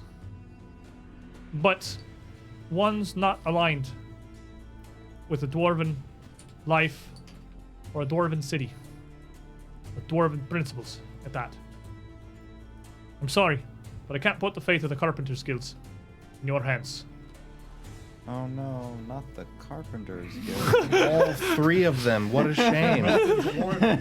No, the woodworkers. That was important, though. What are we gonna do with a magical gate now that we don't have carpenters? Okay, made of stone. It's almost like we could go literally anywhere else where there's carpenters who know better what they're doing. Because they work with wood, not The stone. carpenters go, no. But You guys are mean. There's three of them. We've seen the whole Carpenters Guild in the hall right now. I thought those were the servants. Exactly. This is the. You had to give them glue. I really do kind of want to mend that table. It's actually kind of driving Resme crazy. so another, once again, woman with a coin, with her small braids pulled back in this kind of loose knot. that's very much at odds with the rest of the table, who are sitting all of their outfits, everything about their appearance is incredibly well manicured, tightly kempt, and formal. Whereas she has, again, this gilded hauberk of scaled mail and these simple pauldrons and some matching vambraces. It doesn't quite give off the same appearance of very high renown. If it were not for the fact that most of the armor she wears is gilded, clearly displaying a large amount of wealth, and that her symbol appears to be a literal coin, you would wonder what Whether or exactly not she was after. She's actually the Guild of Subtlety. Whether you're even did you just wonder? Actually just has enough money, she buys a seat every week. Just She a big stands, dollar sign on a necklace. picks up the coin, flips it. I actually couldn't see it with the sound panels. It totally disappeared with the gray coin with the sound Here, panels. Try the here, gold here. one. Use a hero Play point. Magic. I need a gold one. I can see the gray was gone. Flips the coin, catches it, mars it with her hand, and puts it back on the table and keeps it forever. Thank And you. gives it to me because this is Because important. you need it. Well, my associates here on the Council of Regents certainly have their own way of gauging character. Gauging the will of an outsider. But, well, the old joiner's not wrong. Not everything translates through such different societies. We live very different lives down here, surely. Fortunate Peggy Cavescrim, head of the Gamblers Guild. And I've found, through all my travels and all my days around the halls here, there's one simple merit and judge of character that ain't let me down but a single time. And let's gauge her real Or quick. Underworld. Or Underworld. Yeah. Well, we'll get to your resume. Just Throw ask. me, You throw want me me- some thoughts. appropriate question. Oh, Nat Nat 20. 20. Okay. there's that. Everything. So you're gonna pick up, first of all, that it's the Gamblers Guild. She's coming at you very much less formally, and in her line of work, perhaps knowledge of sleight of hand could be quite useful. Could be regularly something that she at least needs to be very much aware of. She's running any kind of a gambler's hall. Additionally, you would get the sense that it's maybe not necessarily she doesn't take this as seriously as the rest of the Council of Regents, but that she doesn't really seem to see any particular reason to doubt you. She seems like she should be fairly easy to sway to your cause. Roshin. Roshin with a perception. Okay, that's gonna be a 34. With a 34, you will succeed hand in hand with sleight of hand is deception. Two skills that are the gambler's folly, things that she needs to be very well versed in to be able to judge character. And it's not so much that you're like, look at me, I can cheat good, appreciate me, but that same skill is necessary to be able to prevent such things, to be able to see through lies. Understanding of deceit itself is critical to her craft. Raz. Society. That's a tree. Man, Or you are hit or 25. miss. 25. You suck, you don't gamble. Marshall. Feast or famine over here. Perception. Middle of the road. 27. Not terrible, but 27. Not really learning anything that the party hasn't already picked up on. okay. So can I lore Underworld? I'll let you lure Underworld for the learning. Okie doke. Then what I'm gonna get over here is a 15 plus. I've not had to use it. Okay, it's actually a plus 18, so 33. 33 will absolutely succeed. Same boat again. Thievery. Thievery could also be quite a useful skill to find common ground. But as she presents herself here with her, Didn't you already give us that? Yeah, I think give you you did already thievery? give us You thievery. said sleight of hand, which is thievery. ooh, they have actually failed me. They actually have sleight of hand and thievery. I was just literally reading what's on the paper. It has deception, sleight of hand, or thievery. Sleight of hand is a thievery. Right, check. yeah, but they I think this is the first AP when it came out. They probably at one point, I'm seeing behind the curtain, they were going to be separate skills because they definitely have both of them listed. Oh. They, Maybe their hands were just smaller. This was They were put just through slighter. before they apparently decided to merge those two. Then let's give you. Let me look at the board. Performance seems like it'd fit pretty well. I'll give you performance instead then. Dance, my lizard man. Dance. The point of a gambling hall is entertainment, after all. So, she stands up, coin still on the table, just points out kind of loosely at the party. I got a simple question for a lot of you. What's the funniest thing that's ever happened to you? This is gonna be awesome. Oh boy, do It's- I have an idea You for may this. confer. You weren't here for this, but there's this thing that happened with this. So, question. Okay. Do you think I'm able to use intimidation in this? You can try and roll it. I mean, I feel like It's probably not the we best could idea. tell her a really, really big fish story. No. The only And thing I that have might impress her. related. You got a really big fish story, Rasheen? You Fish get story? You know, like a story where like you take something you did and then you like blow it up way out of proportion to make it look really cool, Oh, you make something up. but it in a really creative way that she'll appreciate. Oh, go far. She seems to be the type. Come on, that's all you, Raz. You just Raz is deep in Raz. thought. Yes. Rise. Thinking hard. Marshall, just be yourself. And she's Oh, waiting. She's boy. literally got like, she's standing one boot up on the chair, hand on her knee, leaning one elbow on the table. Captain Just, I'm pushing Captain Marshall to Morgan. go first. just waiting. Just defer to someone else if you don't think you got anything. I'm gonna attempt a thievery check. Okay. Is Just- this to just aid that- or to present your own case? To aid. Because that's my highest bonus towards this person. It's a +3. So Put So, that die down. I'm gonna go ahead and use it to aid at least. So You did it. Wow, you actually. wow. Wow. That's actually a did it. 22. He's giving a +1 to somebody. Okay, so what I do. You actually did it, the madman. So this is what I do.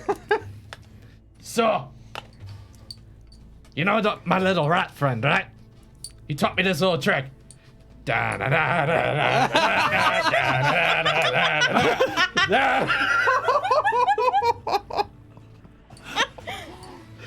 And then he just, and here's Raz. Just pick him up by the back of his cloak and drop him. We're just Transition broke. manhandling the rat. Raz is in deep in Raz. thought, not paying attention to anything. It's and here's Raz. And here's King Mataz. Mataz the rat. We're gonna do performance because I get. You get a +1 from me. What's the bonus? What's the bonus from aid? No, like is it a Plus status or circumstance? Circumstance. Circumstance. I have no idea what he gives me. Because my rat gives me a +2 to something. I don't know. We'll see if it matters. Yeah. I don't think Might. It might. Might. 28 with the +1. Dang it, it does matter. All right, I'm gonna say that little rat. you probably don't get a perpetual circumstance bonus because that would be kind of weird. Other than for like shield's the only thing I know of to do that. It is a circumstance. It is, Yep. so it doesn't stack. Yeah, so it's +2 from him, so it'd be a 29 with him overriding. Okay, 29 will succeed. Hey!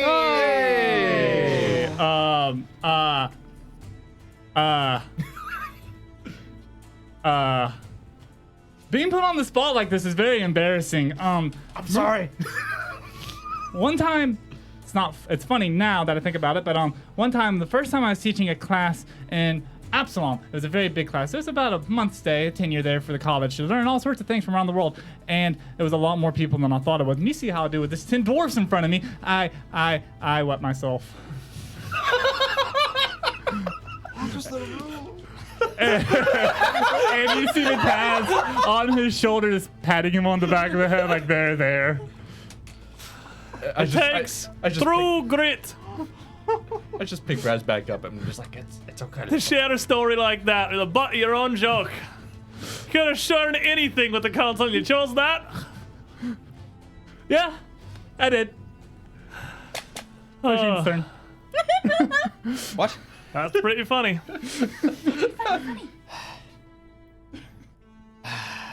All right. Get a load of this. Performance check. Oh boy. You gonna tap dance? That's a 7. Could be worse. 26. 26 will fail. 26 will fail. Not a critical fail. Not a critical fail. So there we were, in Ravenel. Got down clear in a tower full of the Triad goons. And what does Resme decide would be an excellent idea to go celebrate our victory? Trying to put me in a dress. I saw your eyes. You don't believe it, do you? I didn't believe it myself. I didn't believe it myself. Before I realized it, armor was off. In this contraption, it felt like a cage. I pull it out. With slight tears. Corset out of the back. She claimed it was the height of fashion. I'm still to this day convinced that it was a cruel joke played upon me. Believe me, breathing and bending were nigh impossible. The And- plate bends better. She reaches over, and with the back of her hand, she just kind of smacks the all joiner and nods with her head to that thing. Nice. That's what I was telling you about. Oh, you thought I was lying? The humans voluntarily wear them. It's the strangest things. Great for getting confessions out of people, I'm sure. Oh, I imagine if they can even talk in the thing. All right. I am going to go with deception. All right. Sneaky, like. I am going to blow a story way out of proportion. Oh god. I'm scared. I really don't think that And- tower is doing you any favors. Yeah, why I don't you roll the different tower? am going to hand you that lovely let's hero just trade point from Loopy.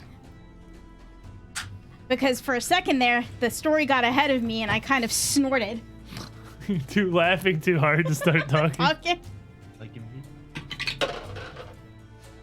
I suppose That is that's better. 50% higher. It is. It's gonna be a 24. 24 is gonna fail.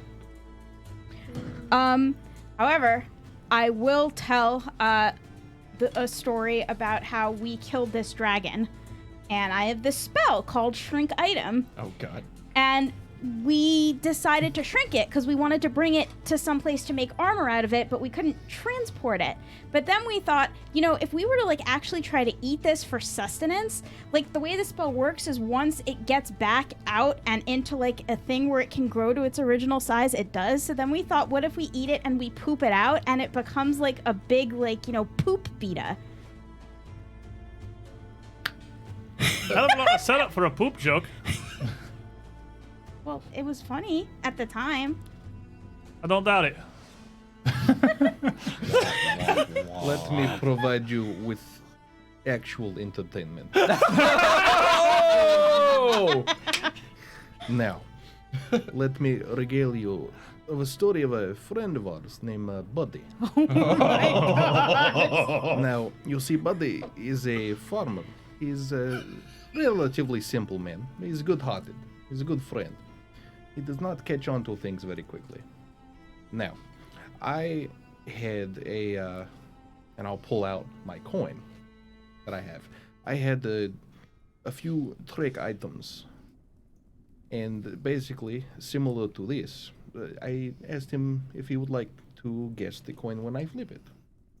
And I'm going to go ahead and roll here because this is where something matters. What are you- Deception. Deception? Yeah. Alright. So, plus 24. All right. Roll it again. You did it. Nice. For a 26. The twos are unbelievable. But it's today. not ones. It's not ones. It's not critically failing. It's just Yeah. regular failing. Now, you'll see, when you flip this coin, and I'll flip it, call the coin. You get the feeling it don't matter what I pick. He didn't catch on. For about 6 hours. The wit of your farmer friend aside, I don't find much funny about a cheat. It's only for fun. I use it to play with friends in pranks. Still, for the most part, y'all certainly seem like fine enough folk.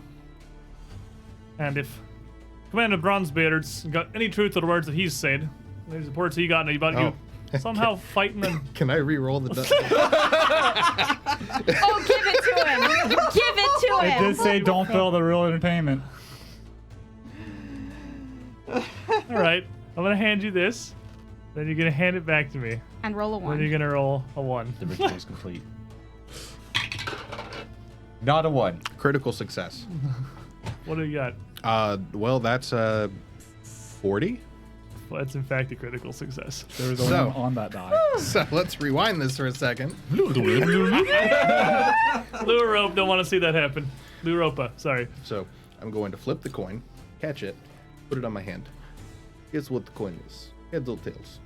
As I showed you, is normal coin, both sides. Heads. It'll be heads. Now, I'm going, I take it you like gambling. I'm going to take out my striking dagger, put it on the table.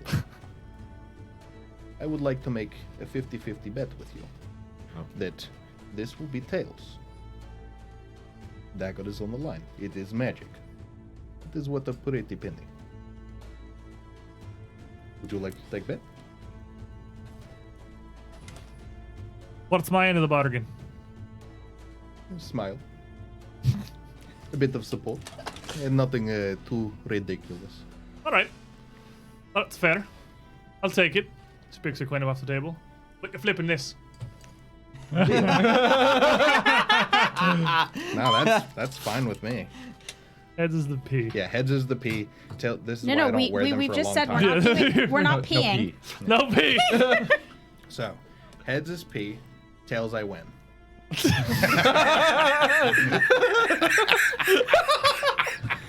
What? I don't understand what's happening. Calling heads. That is a legitimate tails. That's legit tails. For winning. Actual tails. I don't know how well you can see it, but I did get the tails. He I'll told the keep that. tails. Oh, that's what it should have been. Heads, she gets the heads. She gets the dagger. Tails, you keep the hero point. That's what you should have done. Too late now. Too late now. I missed the opportunity. I'll take the critical success She kind of smirks. and the good use of the hero point. That was fantastic timing. Yeah. Well, it seems fortune favors you. As do I, truth be told. I see no reason not to throw support behind this group. If all the things have been happening hereabouts in Kovlar, certainly not my purview, but I see no reason not to trust them. If they come claiming to have prior knowledge what we're dealing with, things would be helpful. And again, I tend to favor the side of luck here. The gamblers are good old stand behind you. Fantastic. Thank you, Lily Ropa. Yeah, thank you, man. Yep.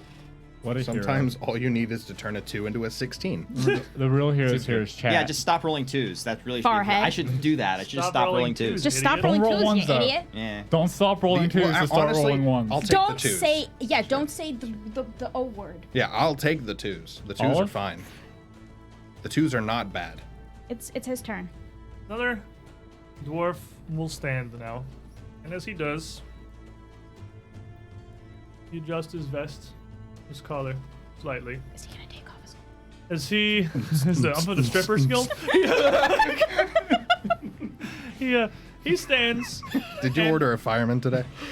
He has a We ordered a weatherman. Ordered a weatherman.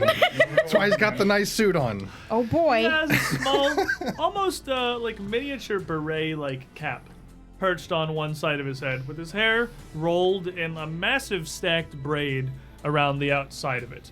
His beard kept very short, save for a single long, thick braid coming directly out from the chin that hangs down to about the middle of his chest. He is wearing an absolutely exquisite, well-maintained, fine shirt with a gilded vest over the top of it. both very brightly, almost pastel colored, even in the relatively dim light of this council chamber. The golden thread glimmers a bit throughout his vest, complementing well the light color of the sleeves billowing out behind. Is he my new bestie? As he stands, You might say he's fashionably great. hands folded in front of him, I believe I shall now ask my question. If all is well, I introduce myself. I am the adorned Eckley Bowman, head of the Guild of Finery. Oh, I love him already. Now, my purpose on this council, and the purpose of our guild in Kovlar, is perhaps less concrete than the stonemasons, or the Guild of Arms. No less important. For what is civilization, and what, even, is the joy of a life lived long without the finer accoutrements to accompany? Fine clothes, fine drink, fine food. And Risme swooning for a dwarf in the background. You can just let this one go. Short, hairy, and fashionable, just the way she likes him. And as he looks across the group, you are wearing your armor and your tabard, Yeah, I right? most certainly Raz has am. a fancy scarf on. A fancy sky and fancy. I look gorgeous. Resme has a spectacular dress, and he does look directly to you. Similarly, you cannot live a long, full life, doing nothing but swinging a sword while swilling piss water at the nearest tavern. Everyone looks at Marshall. Even all the dwarves. What? And so, I'm in this picture and I don't like it. I find there's a relatively simple way to judge one's true priorities. Whether you really live a true, full life, or simply act as a peon, commanded throughout your days by a superior, following in lockstep without question, be it a captain or a god, foregoing that which makes life even worth living in the first place. And, Rashik, you want to start the assessments here? I assess this man likes fashion. The adorned Another 2. Eckley bow. 22. 22. And I'm wearing my nice tailored Drake leather jacket. You look pretty good. Handcrafted by But, yeah, I mean, you got a George nice vest, but, like, It's not a suit, you know, but I don't look like I'm... you're not exactly confident on what the king of fashion is going to want here. I know exactly what he wants. He wants that nice bottle of slumber wine that we still have. And I'm gonna give it to him as a gift. You are a bad lizard. Marshall, Perception. I'll bet you'll be great at this one. Oh yeah, let me tell you. 20. For a 23. I'm not really sure either. Not definitely not your wheelhouse. Raz the Bard. What does a rat know about fashion? Soki, you're very fashionable.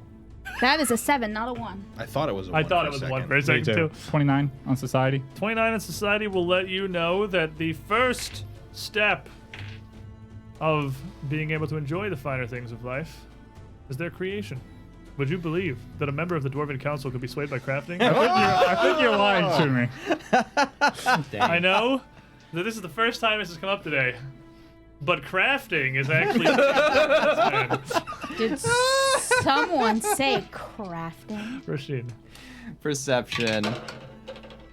Hey, it's not horrendous. That's a 29 perception. 29's not. Yeah, you know, you only experience fashion via force. Yeah. We might get out of this with only one knowledge of It's the one that what we matters. can do. I'm gonna roll society. Well, let's see it. Impossible. That's gonna be a 32. There you go. 32 will succeed. And we'll tell you that similarly, a life of high society, a life of finery, is not just about how wealthy you are or what things you can afford. It is about the way that you live your life, the style, the performative art. Performance. Also, a solid one to make an impression on this fine gentleman here. Sounds Alright, like guys. the only 2 we need. So the question. It's about doing the dance or making the pants. Which one do we want to do? As he stands, We can also aid. one hand across his vest, a simple gauge of character and priorities. Describe to me the most glorious outfit you've ever had the good fortune to wear. We don't have to describe it. I'm gonna show him. That's right. That's right. It's You're right gonna in your be- bag. you're- I just kinda, You're I gonna just be kind of my- look at Trushik. I'm like, should I just get this over with and put myself first? I have the dress. We're gonna show him exactly what this looks like. You can't put it on me I here. put Take everything off. somebody No else. I watch. don't believe you and I. Watch, will, what are you gonna do? Have anything we'll say, I fear- you up. if you'd like. Okay. I like some of these guys. Because your crafting questions. is way better. So, Marshall's gonna come on up. stepping up as him and Trishik had some deliberation. As you two are still talking, Marshall steps I'm forward. going to use my crafting to support Rushik. Ooh, okay, fair enough. By doing so, as I'm like, actually, hold on 1 second. Turn around for a second. Pick up Trushik. Put him down. Display the outfit I made for him. Yes, there we go. There it is. There's There the it is. Natural one. On an aid. On an aid. It's good that he went to aid. So you're going to take a -1 for this strange presentation. Just off-put the adorned a little bit. I killed a fire drake and made this outfit for him out of it. Doesn't it look nice? My friend is good at some things and not so much at others. It's a pleasure to meet you. But I have a gift for you. A man of fine taste would appreciate some fine You're wine. really giving him the slumber one. Yes. I like it. So I will pull out the slumber wine that we found in the cave. It looks like nice wine. It does look like nice wine. It doesn't do anything for an hour after he drinks it. So even if he drinks it right now, we're fine. So I'm just gonna hand him the bottle of slumber wine. You're a bad person. And with a craft check, I will explain the process used to make fine wine. That's not poison. Yeah. Okay. This is the story of our friendship. Oh! So that's a 35. Is that what the -1? Yes. Okay. 35 will succeed. See, my He mess up can't get doesn't away. even matter. He can't keep getting away with it.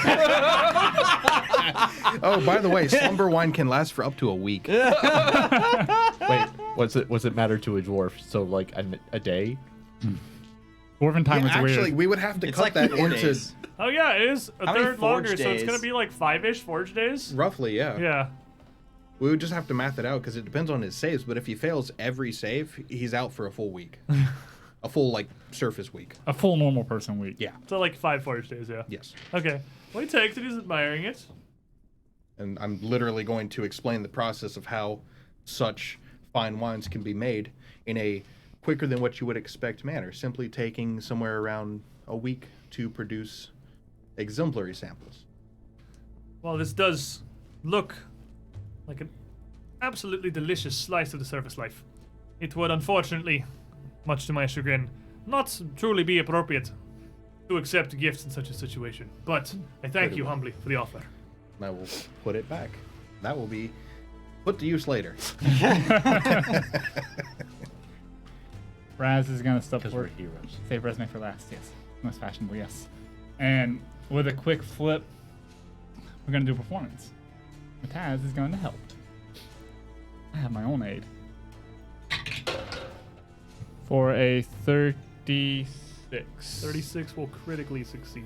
As he pulls off his Oh wait, hat. no, regular succeed. Sorry, I would have critically succeeded on discovery, but not the actually influence. Yeah. As he pulls off his hat, he twirls it in his hand.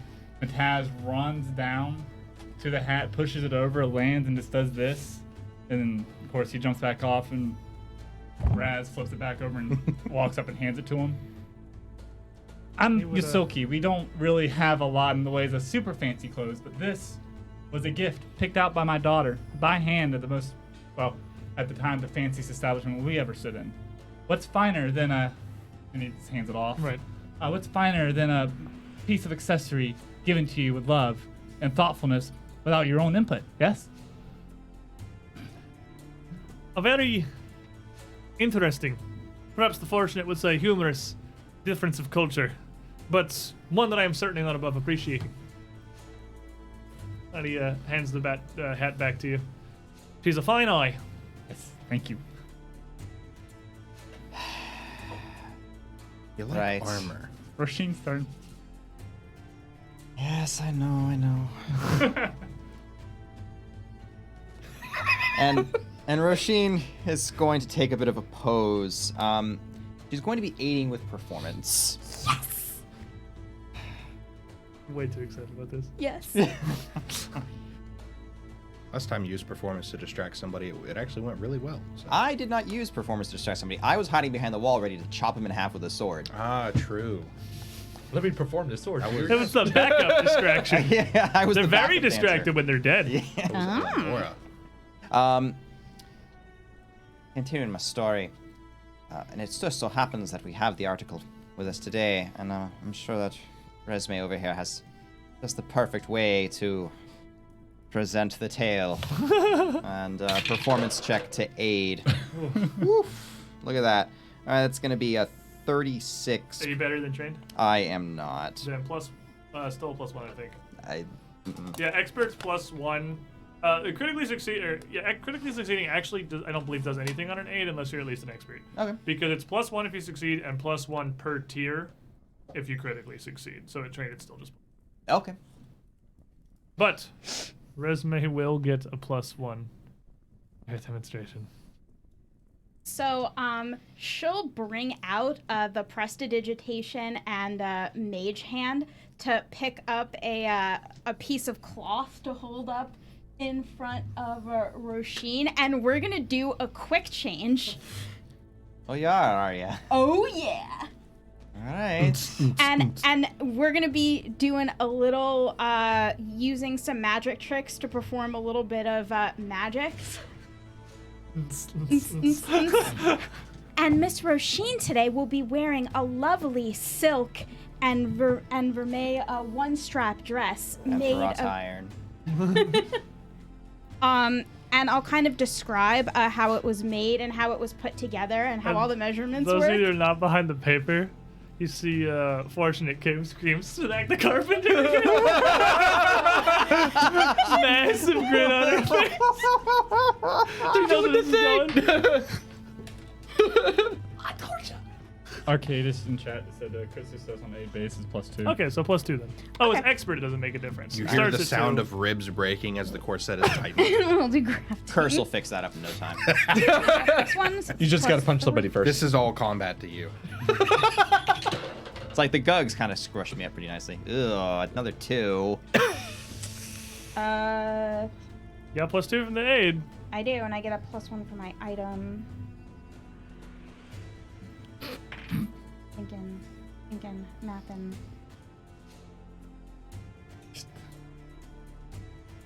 Calculations. What flowing through your were mind. you rolling? Performance. I Performance. No. Are you serious? You're rolling performance? No, I wasn't rolling You have- performance. I was gonna say you're not trained in it. Why would you do that? Diplomacy. Oh, you're okay. just going for the raw diplomacy. Yeah, Okay. I'm just going for raw diplomacy. What you got? Gonna be a 32. think. That's still not bad. 32 is going to succeed. No. Leave the resume to roll Glad I 2 went and performance. I'm glad I went diplomacy. 32 would have succeeded on discovery. 32 does not succeed on regular failure. Cool. So, Still really funny. but Roshin's just blushing so furiously that it just kind of kills the performance, is what I think it is. I think the reek Or of just trying not to laugh. looks like this the entire time. the smell of blood ruined it. Actually, The smell of murder. Perhaps it takes a little bit longer Hold up. than you hope for this quick change. Wait. Here. But resume. Redemption. Can I? T for goblins. We're gonna have a Another quick change. do-over. Yeah, please. And roll better. Just turn it into a 16. Turn into a 1. We have. You know what? It doubled it. It did double it. Might that be enough? And a 34 does actually. Get you there. Oh my god. Yes. smell of blood still ruins it. T for goblins. Regular success. See, it's not that we're doing well enough. It's that there's just enough support in the background of people like, woo, yeah. I love you, T for goblins. The Carpenters Guild, the 2 of them, Yeah. they want us. The Guildmaster, Fortune's just like, woo! the Guildmaster doesn't want us, but the actual members of the guild does. And so All 2 of the, them. the adorned, looking at Roshin here. The fashions of the surface are so interesting. The lengths that you're willing to go to, suffering for your art almost. I've long wondered, don't it defeat the purpose of such fine clothing, such fine times, such fine galas, I imagine, attended and things such as that. You can barely move in it. My understanding is you're supposed to. She kind of shuffles, essentially her knees being permanently joined together by the dress. She can only kind of move her calves at this point. It's sort of making do with the movements that you have and trying to find something beautiful in that. A personal curiosity is all it is. You look absolutely beautiful. Oh, thank you very much. It's a spectacular gown and an equally impressive feat. You can don it so quickly. Practice. Her armor is I'd like imagine. scattered behind this. Now, as I stand for the Guild of Finery, these situations we have, this Scarlet Triad and Magic Reporters, it's the realm of Commander Bronzebeard and the Archmage Sumer. But still, these seem fine folk. And the answers to both my questions on behalf of my fellow guildsmen and to the answers I've heard here today, I see no reason not to listen, as the fortunate so boldly put it, or so eloquently put it rather, to the voices of those who've already had the experience. You've our support. I and the Guild of Finery stand behind you. They're very important. I'm going shopping. We can't We will slay have the finest triad goons. creme brulee for the week that we're here.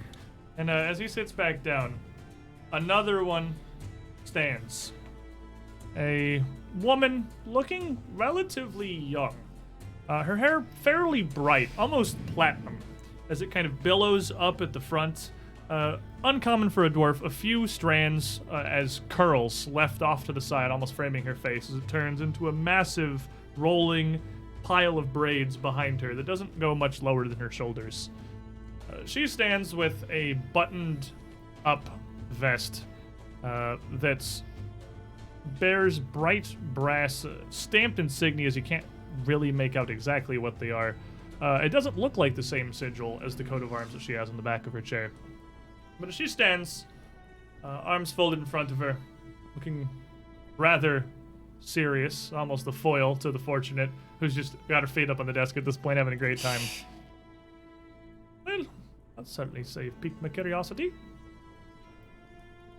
Gold Hand Metal Thundershield. Guildmaster of the Guild of Coin. Our job is an important one as Kovlar comes more and more open to the trade of the other kingdoms, and beyond that to the surface above. The quest for Sky, long ago, was one that unsealed the Dwarven kingdoms, many would say, but allowed us much of the progress we've made today.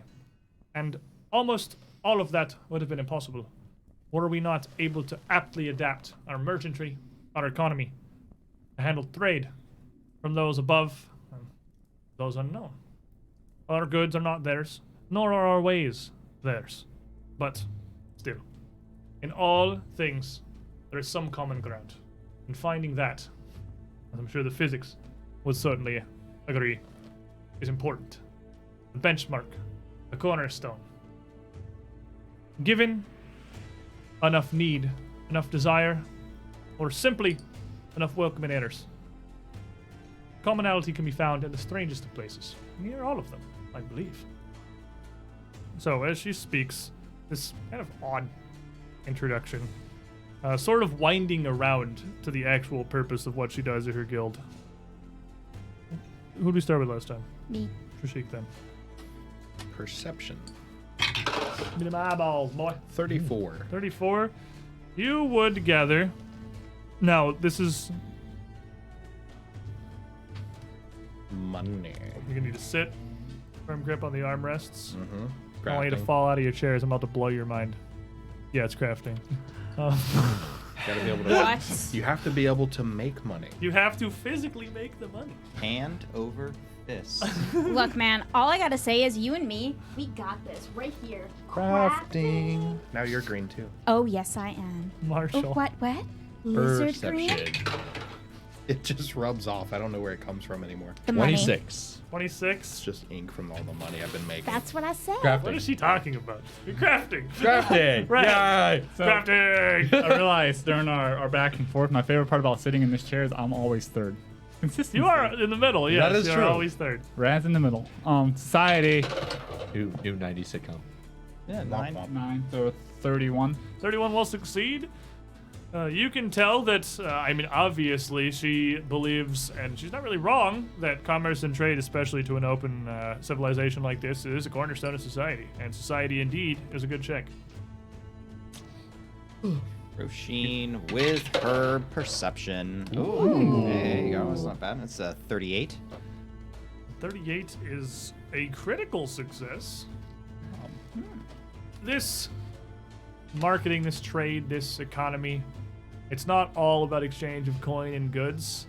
There is more than that. There is category 2, the services, the provisions, things that are useful. And what is the most basic service one could provide to another if it is not entertainment? I thought you were going to say Okay. the other thing. I would say world's oldest profession. Prostitution.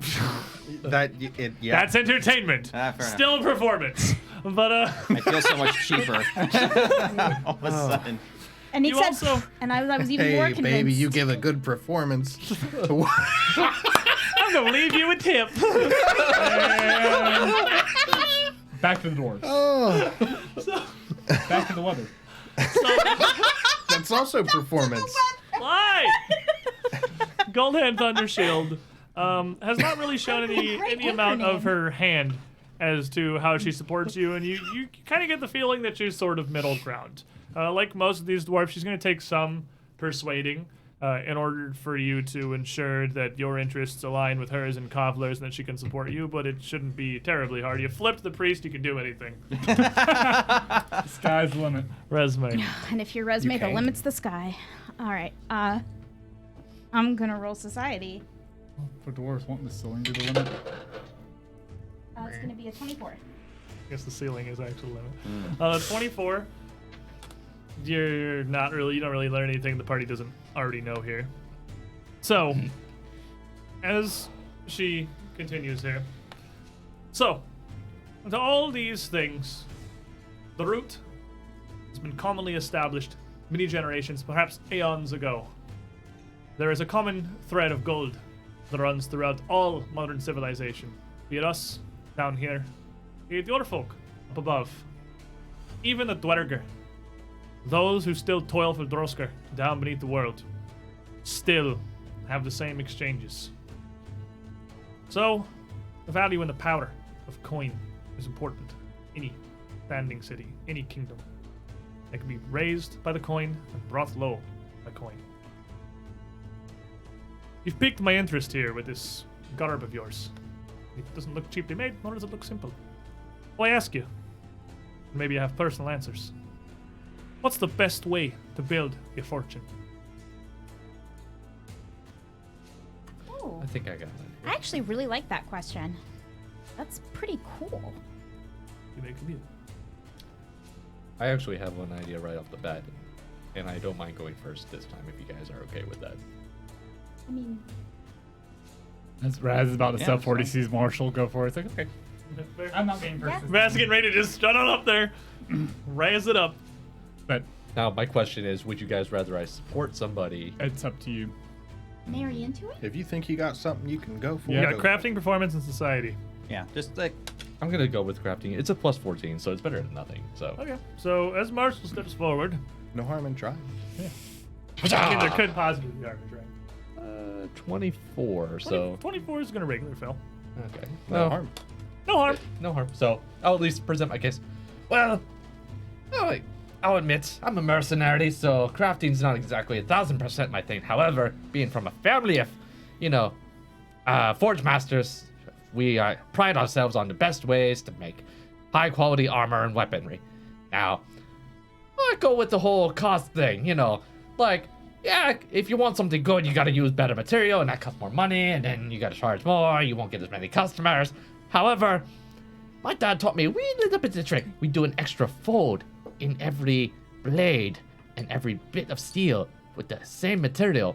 Makes it more strong and more firm, but costs the same as, normal armor, but slightly more durable.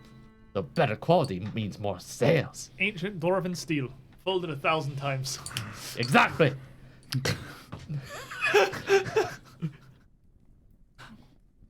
A fair enough answer. You learned well from your father, then. Aye, thank you. Bow out and how's it going? It's pretty good. Hope you did better than I did, because I've completely had stage fright. I'll go on ahead and walk forward. For me personally, there are 2 avenues that I use.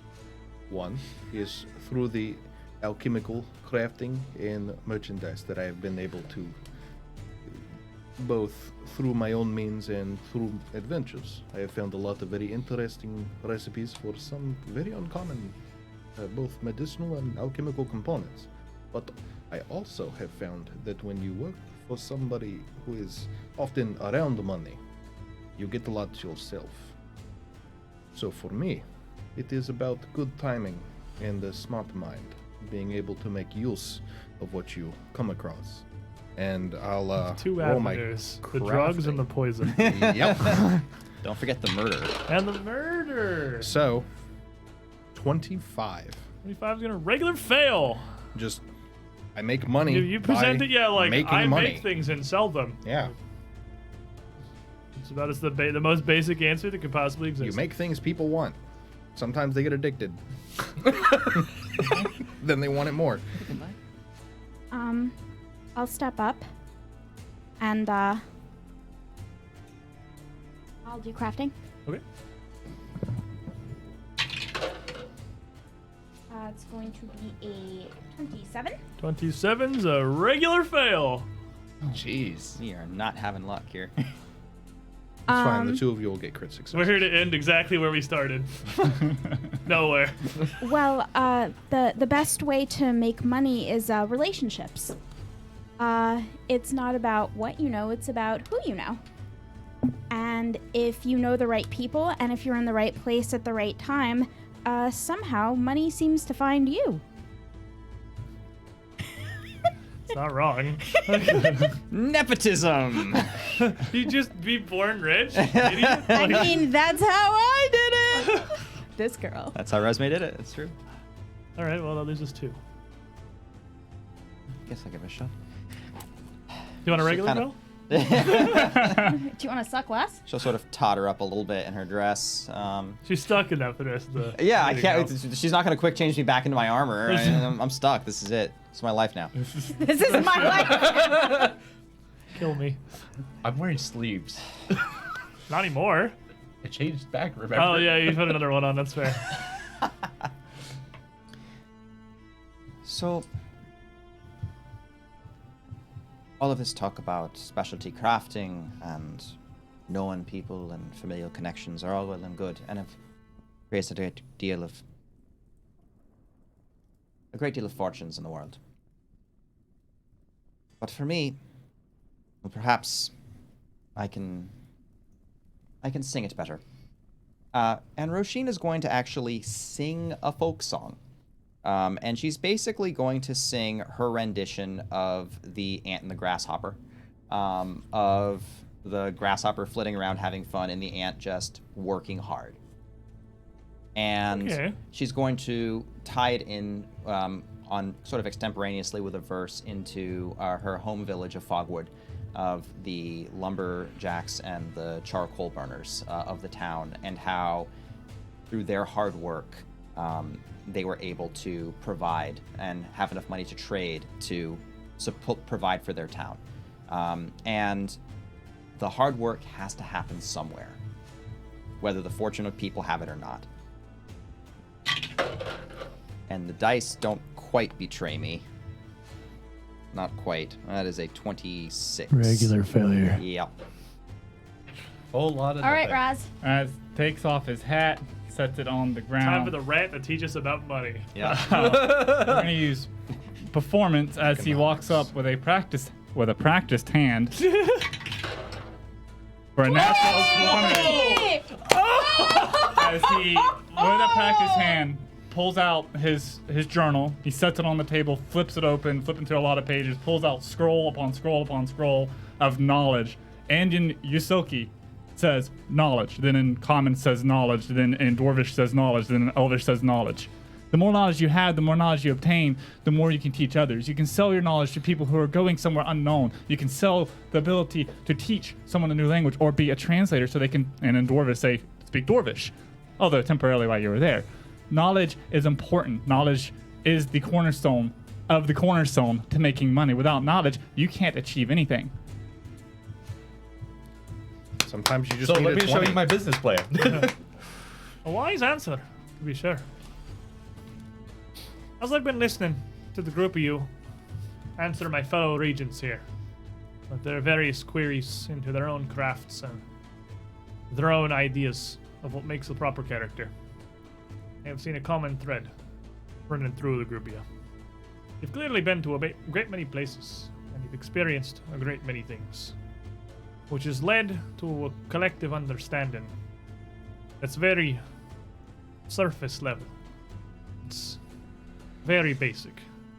And from what I can tell, in most situations, not one of you has any amount of specific helpful knowledge required, or that could really aid on those who are already familiar with the task. However, perhaps your greatest strength lies in your numbers. But any challenge presented before you so far, anything I've heard, is at least one of you willing to step forward and take a powerful lead, raising the rest of you up and make you more efficient, far more than any one of you would have been alone. And you know what, Forge Master? I'll put the faith of the Guild of Coin behind him. Quantity has a quality all its own. You have the trust of Gold Hand and the Guild of Coin. You needed 2 successes and Raz got them both. Yeah, we got them both. That's an important one. Go get Go him. barding. Rat. Just put a 20 Just on roll the table. 20s. Roshin's just like, hard work, and Goldhand's like, peasant. Why are you here? Hard work. Sell things. Be born with money. I can't exactly divulge the exact nature of my business plan. So you left Not to the now council. with Make cheap two things better. counselors that haven't yet spoken. There's the man in the much lighter plates with the stone helmet atop his head, who bears a much different tool, a large, almost slightly curved and angular chisel of some kind, with a flat, beaten top. Although these symbols clearly seem to be some degree of ceremonial, this one has obviously seen a little bit of use. He still sits a couple seats to the left of the Forge Master, and the opposite far end of the table, across from the Fortunate, is a dwarf set, hands folded, almost worked into his beard, as he's been near motionless, just listening to all of this. And he sits with an actual monocle perched in one eye, with a fairly simple iron chain that loops back over an ear down to his vest. There's no immediate sign of office or class that you can see for his guild. As he looks down the table, The optometrist. looks a couple of seats over to the guy with the stone helmet, who's just sort of sitting there. He's just sitting back in his chair. He hasn't also not really reacted basically to all this. It was the one that just did not respond in any capacity when Resme nodded his direction. The old man stands. There's another one that's quite elder. His hair slicked back, actually almost without braid that you can visibly see. Smoothed back up from his forehead. His beard coming together into a pair of short braids that link, forming almost a loop. He's got a beard handle of white hair beneath his shin. How are you going to dwarf toss if you don't have the dwarf handle? I just want to grab that. But as he rises, physically it seems lifting himself up from the armrest before he puts his hands on the table in front of him, Shape stone. leaning a bit out towards it. The table's wood. No, I was just gonna shape his armor around him, give him a big bear hug. No, I'm just kidding. The other guy. Ah, bummer. This man has what you would see in a council hall on the surface, almost. A well-made but fairly plain jerkin. As he stands, you can see he has a codex on his hip, a very thick bound tome with no title or nothing written atop it, held by a leather strap onto his waist. As he stands up from the chair, he reaches down and undoes it to put the book on the table in front of him before going back to just leaning. Hi, Physic. Jalia Bowman of the Physic Guild. Our service for the town of Kovlar is, I suppose, relatively simple and clerical, as will be my introductions. We serve to facilitate the word of law, manner of trade, the avenues of intersection between the various guilds. Ensure the wheels of every wagon are running smoothly. No forge is without hammer.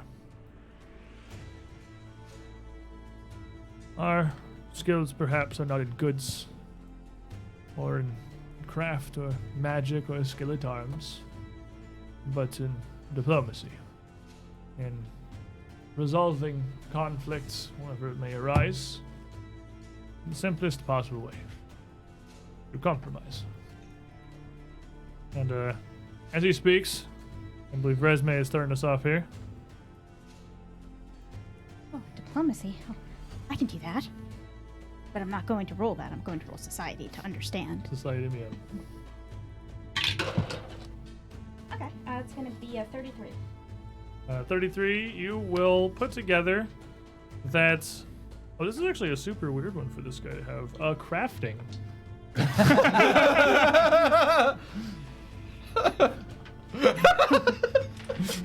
I'm sorry, I just think you're pulling BS on me at this point. Like, I'm not buying it. Crafting. Fortunate doesn't have it. Commander Bronzeberry doesn't have it. Crafting. The Archmage didn't have it. Crafting. Archmage should have crafting. This is well. Seven of them have crafting. This is such a good time to be me. Rasheen. No, the Archmage did have it, but it was spellcraft. 29. Which is Arcana. For Perception. Not able to pick up on much from this man as he's... It's almost like he's reciting rather than giving any sort of proper introduction. Like he's not really changing anything to adapt to you. This is clearly an introduction that he has given 100, maybe 1,000 times, and there's little to read from it. Raz? Society. Ooh. For a 38.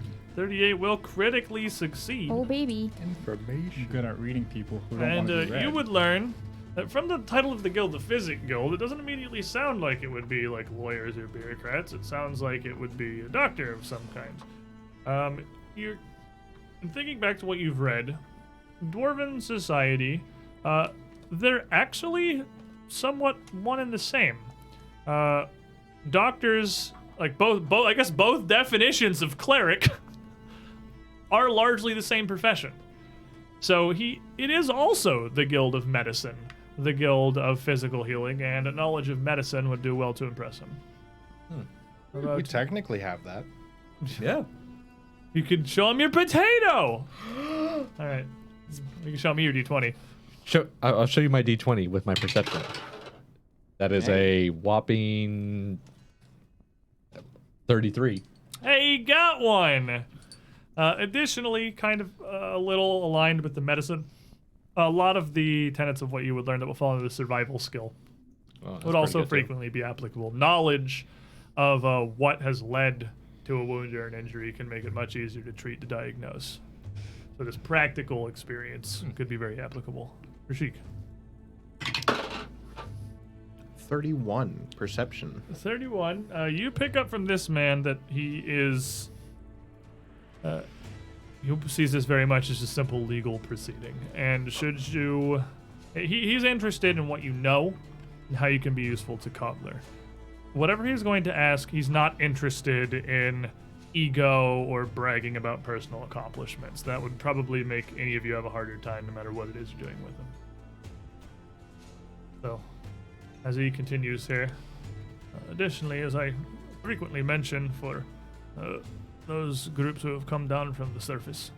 We also run the local hospital, treating to simple wounds, those that don't call for magos or those without the coin to turn to one regardless, fixing broken bones and stitching voids in skin.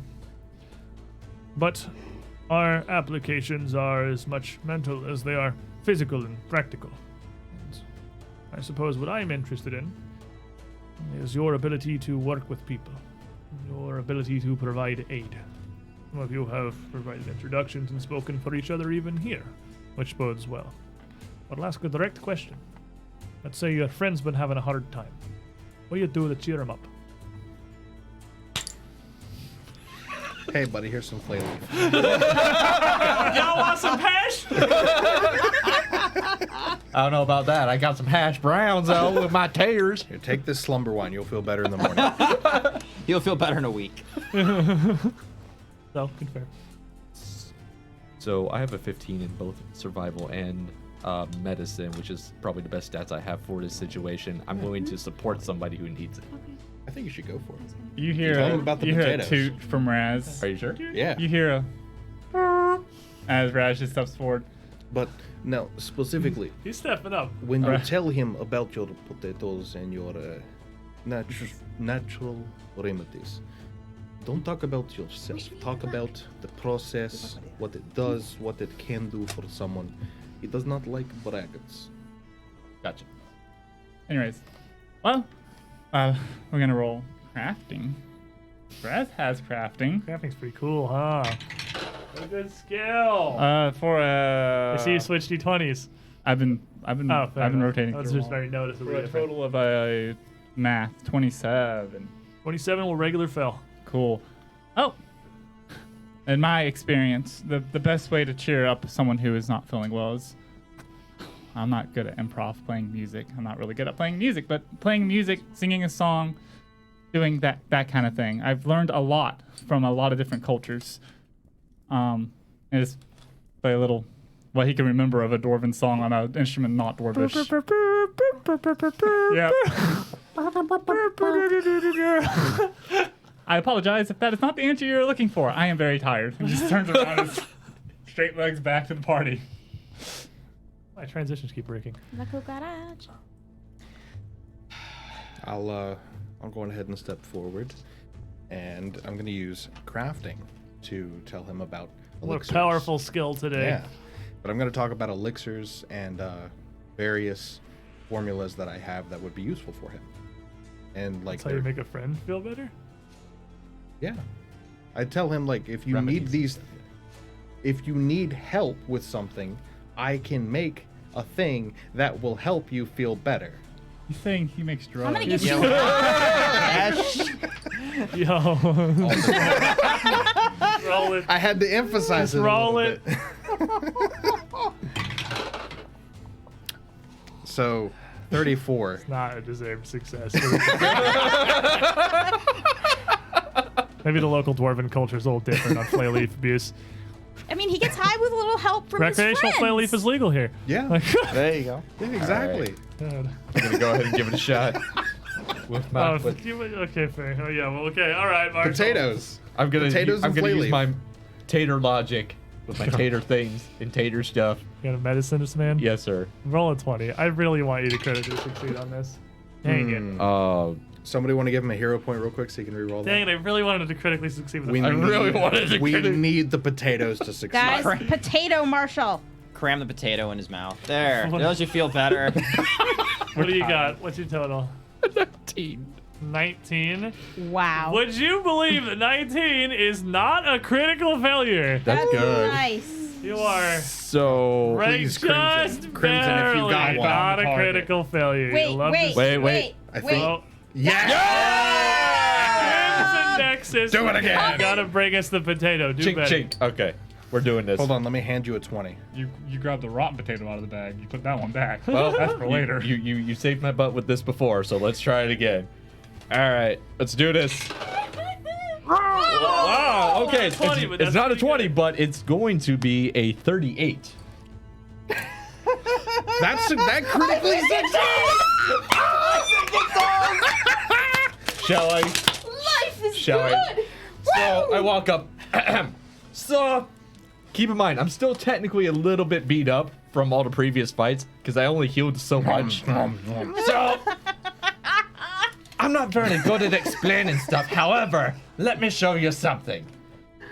We found the magic cauldron, and it made these potatoes, and then I just kept making potatoes. So I just kind of slightly lift my jacket, take a bite out of the potato, and see the teeth marks from the perform slightly. Now, I eventually learned, maybe it's just me and my natural abilities. But then we had a one-armed friend who was near death, and I shoved a potato in her mouth. Well, she instantly came back to life.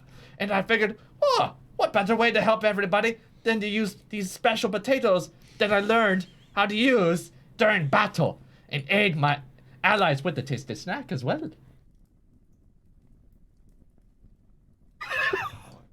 I certainly wouldn't believe it, were it not for the physical demonstration you provided for us. Would you like one to go? I don't mind. I got plenty. I just start dumping all the potatoes, like a giant pile with potatoes on the table. I start eating a potato.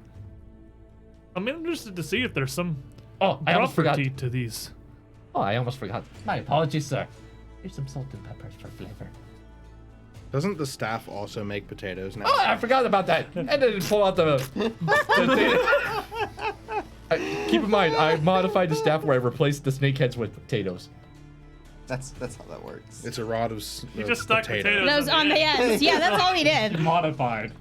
And Well- then I show him the staff and let him examine that as well. Ridiculous as it is, I mean, it's clearly successful, so he's definitely interested. Like, Marshall has managed to wring this man's curiosity for sure. He rang something. Tater So, magic. Tater magic coming in spicy hot Lord. here. I'm sorry. It was a hard act. Thank That's you a again. hard Thank you again, Crimson. Yeah. Thank Crimson. you, Crimson. Use You of are the best, potato. dude. I appreciate it. See, when I hand dice to people, they should roll them more. Yes. Yeah. So, I'm afraid in my life I haven't had nearly as much luxury of being able to cheer up on unhappy friends as I would have liked. But I've often been one that's needed some cheering up in the past. And Resme here has been very good at it.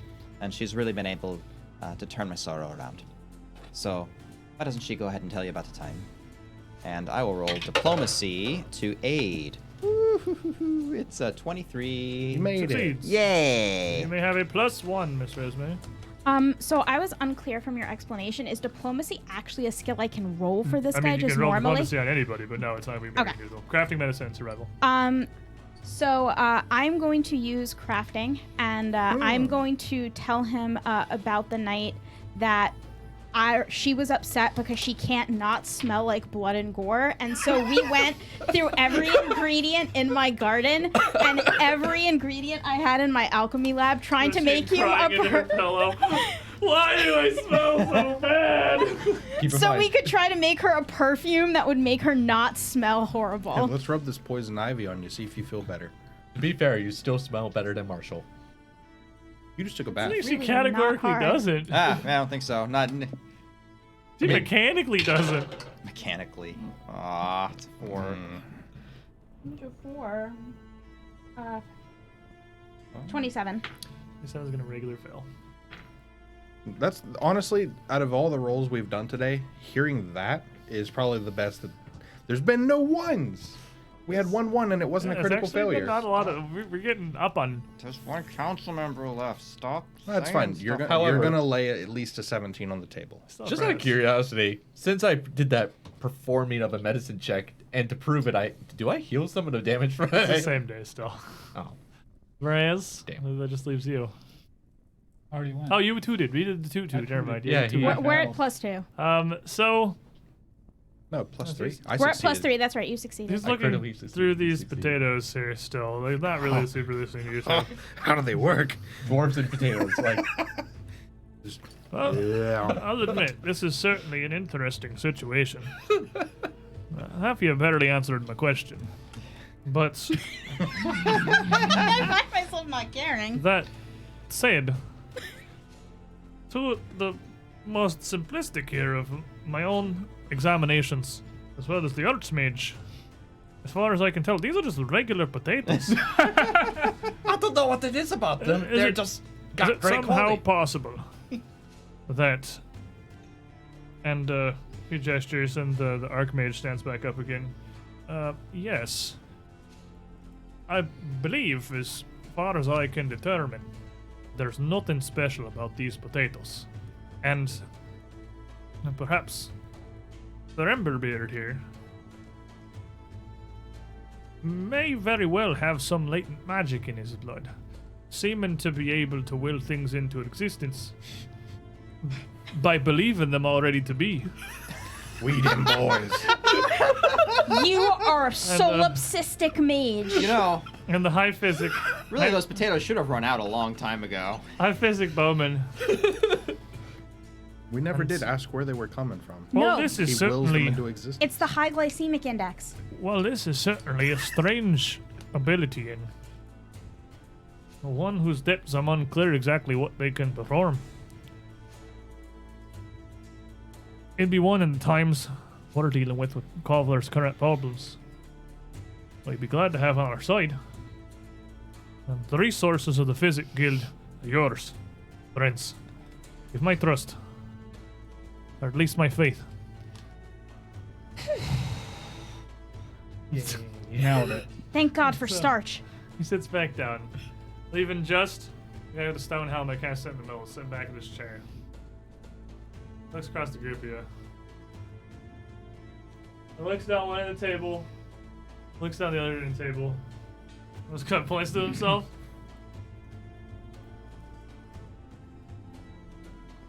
Before just sort of waving a hand. He just sits forward, folding his arms on the table. He doesn't actually stand up. Mountain Heart, well trod, Oidvam. Leader of Stonemasons Guild. Why should you, outsiders to Kovlar, even be allowed to meddle in our affairs?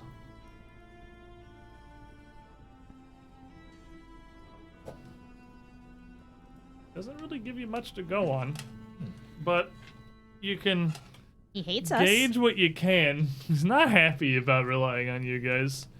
You can gauge what little you can here before you answer. Perception for a 24. Not much to go on. Dude's a dickhead.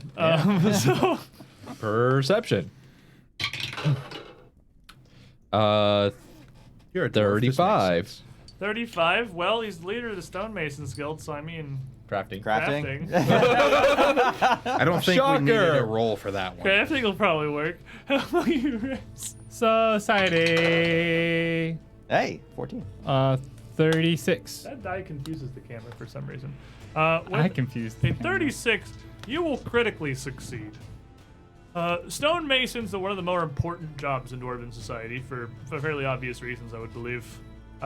And as such, not only does he probably certainly take his station and his job very seriously, knowledge of society as a whole and Dwarven culture and civilization are equally as important as his physical craft. So society would work here as well. You also gauge that it may very well not matter what you even say to this man. Mountain Heart, a lot of him, very much seems like he obviously is utterly dismissive. Like the concept of a bunch of people being brought in for whatever problems Kovlar is having, whether he is just a staunch traditionalist or just very secular, you're not even positive it's possible to change this guy's mind. Rasheen. Perception of a. Blah. I think that's 21. a number. With a 21, crafting probably works. Crafting? Hi, Karen. Resume? Crafting works. That's a 20. Crafting? Oh, yeah, I've got that. Crafting will do. You could use Crafting will crafting. do. So You could always craft. You're telling me this guy's more important than the woodworkers? I would say like a Well, he's Dwarven a city, stonemason, there's, so like, yes. Stonemason and the Oh. carpenters. I mean, stonemason's probably up there. He is You didn't probably raise your hand nearly enough. he's probably second only to the Forge Master in actual status in the council. So he rocks? He does definitely rock. Awesome. We need to go back and have a count of all the twos. by I the way. agree with this. Yeah, no, there were so many twos. I'm done with twos. Let's roll ones. I guess I'll step up. Okay. Well, actually, could I go first? Roshin will step up.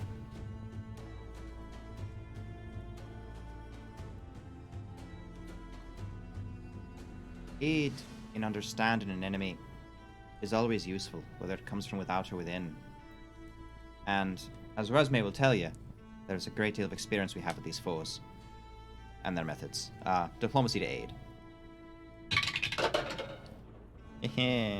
I feel like obviously this is confirmation bias, but I feel like a full 50% of your rolls have been 2s or 4s. You are correct. Like, Feels just that around way. the table Kinda. today. Feels that way. It kind of does, yeah. So that's a 22, 3 to 8. Oh, something +1. bolder.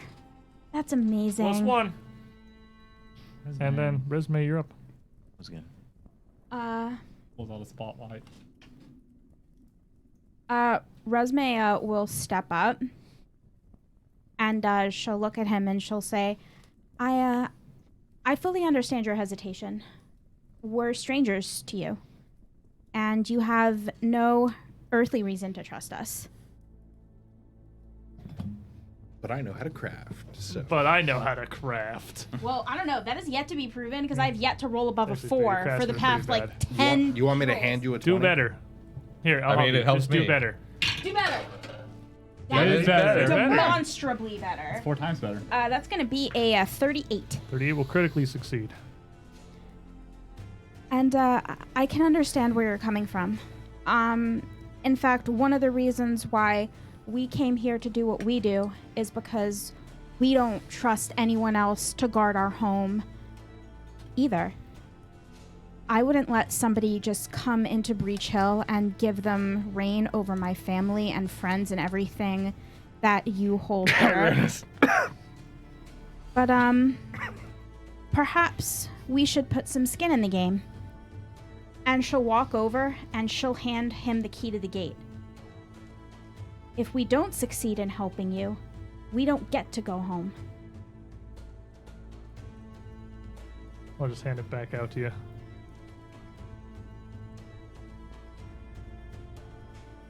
I'd prefer you did. I'm going to do a crafting to support my good lizard buddy.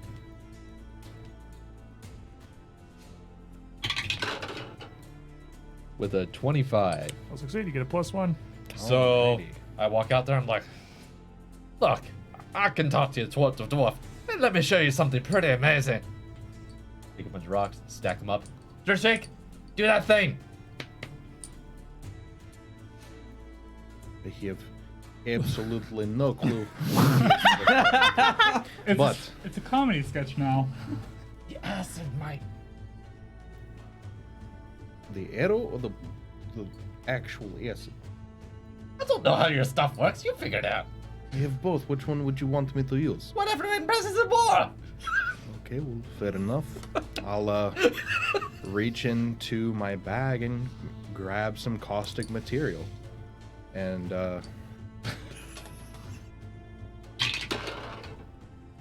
That's about what I expected. it's a 25. 25 is going to regularly fail. Here you go, I suppose. It's, acid, it will melt stone. It will not do it super quickly. It's acid. I mean, I don't know what he expected. Suddenly acid is melting before Society. For a 33. 33 will regularly succeed. And Raj just looks him in the eye. Are you a fool, or are you stupid? If you're paying attention to me earlier, before I came here, I didn't really care what happens to your city.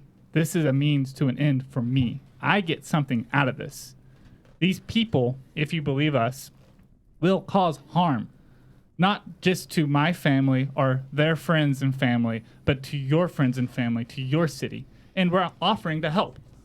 And to turn away an offer of help is like turning away a bag of gold with no strings attached. To some, it's foolish. He's over this guy. He hates this guy. He leans back in his chair. Perhaps. Or perhaps you come here with some other plan of your own. Spinning tall tales of some Triad, or there may very well be a portal that sent you here. Worst case, as I see it, you're working with them. Punching with one hand and reaching out an offer of aid with the other. Something to work yourself inside. Either way, I ain't seen nothing here today that tells me I have any reason to put Kovlar's trust in you. And frankly, this whole thing's ridiculous. Kovlar stood for generations of its own merits, and the Council of Regents ain't never faced a problem it couldn't handle on its own. He sits back in his chair. Are we done? And the Forge Master looks at him. So I take it you'll not put the stonemason's guild's thrust in these folk then? He just shakes his head. And just kind of looks down, starts fiddling with his belt. And so, Thunderflare stands back up. Fine then. Well, the Council of Regents is far from one ruling body. We're all the heads of our own guilds, and from what I've heard here today, it seems a fair share more than a majority are willing to put our trust and support in you. I'll let you in, those of you who choose to welcome your aid, and take it for what it is, a gesture of good faith and assistance to deal with the problem that you know well, and in return, we'll offer you what we can. Now, and he gestures again to all the regents at the table. I thank you, Guildmasters, each and all, for joining me here this eve, meeting with these folk, and hearing their tale. The story of this Triad, this portal, could be related to problems some of you have brought to me already. Some of you have brought before this very council. It may very well not be. But it'd be beyond unwise to simply write it off. It'd be foolish to ignore it. So, let's get down to business then. Here's what I, at the very least, can tell you. Next week, we got a lot of information. And next week, will got we some have an knowledge. info dump, Squid? Next week, the guilds that decided that it is worth having our literal free assistance of the incredibly high-leveled Pathfinder party who has come down there to help the city. We're here to help. I don't know. Hey, Trishik, You want to help us? how's the traffic going in Kovlar? There We is moved no, on from weather to traffic. There is no traffic. Oh. Sports was have next. You They guys do not have vehicles. help us out. So, thank you, all of you, for coming. Thank you, all of you, for hanging out. Being here with us for our Council of Regents, Dwarven Diplomacy. Going well enough. What we end up at? Like diplomacy. 7-3? Yep, 7 Yeah, and 3. 7 and 3. Yeah, 7 and That's 3. pretty The good. Archmage. We should have had the Archmage. Dude, That's a C. We have 3 Oh, no, you're caches. missing 4. Archmage said no, Guild of Coin said no, Carpenter said no, and a Stonemason. Gildacoin said yes. Oh, Guild of Coin said you flipped the Yeah, Guild of we Coins. Right. flipped her. You got there because you did that last crit and you got it. So Yeah. it was the Archmage, the Carpenter, and the Stonemason. Yep. So, if you purchase a plot of land that need help constructing a building, you guys are going to have a bad time. But otherwise... No, I think the Carpenter liked us. and I mean, in all honesty, I don't need the Archmage. We got plenty of magic here. He's a On sucker. that side of we the table. should On this side of the have table, had the it's Archmage. I have my own magic. It hits the Potato pride. magic. Dude, The pile of twos don't look at did me. I tell. crit succeeded. That was not mine. That's my pride. I'm really curious. The 2s, it was like specifically 2s and 4s. It was It's incredible. because There of the bad day were- of If this five. was There a were- boss fight, everyone would be dead. No, it was the most ridiculous It thing was I've a ever boss fight. seen. Like, there were like I mean, if it nothing. was a boss well, my fight, we would have honest been dead because opinion- I had no spells either. Also so. fair. Have you seen the weather today? This Why? is- What is this? No, I mean, have you actually seen? It was 50-something degrees at like 11 o'clock It felt great. in Florida. The Yes. first day of spring, Yes. right? I mean, it's North Central Florida. We have at least 2 seasons of fake not spring North that we have Florida to get here. through. Yeah, Thanks. This is like middle of the Alia state. for being here. It's been a bad day. Of course, Paizo, as always, thank you for sponsoring Yes, our fine thank show. We're glad you have us. We have a great time being here. We return next week with most 70%. That's a pretty good majority. It that would works. ratify an amendment to the U.S. Constitution, but it would not quite pass an old school RuneScape poll. So you're somewhere in the middle there. What's more important? At this moment. RuneScape. You've got a pretty good amount of support. Next week, we start trying to track down the Triad and figure out what exactly they're up to. Good night, everybody, and hopefully we'll see you then. You just trying to jingle your fingers as much as physically possible? Yeah. You're doing good. It's good jingling. Breaking news.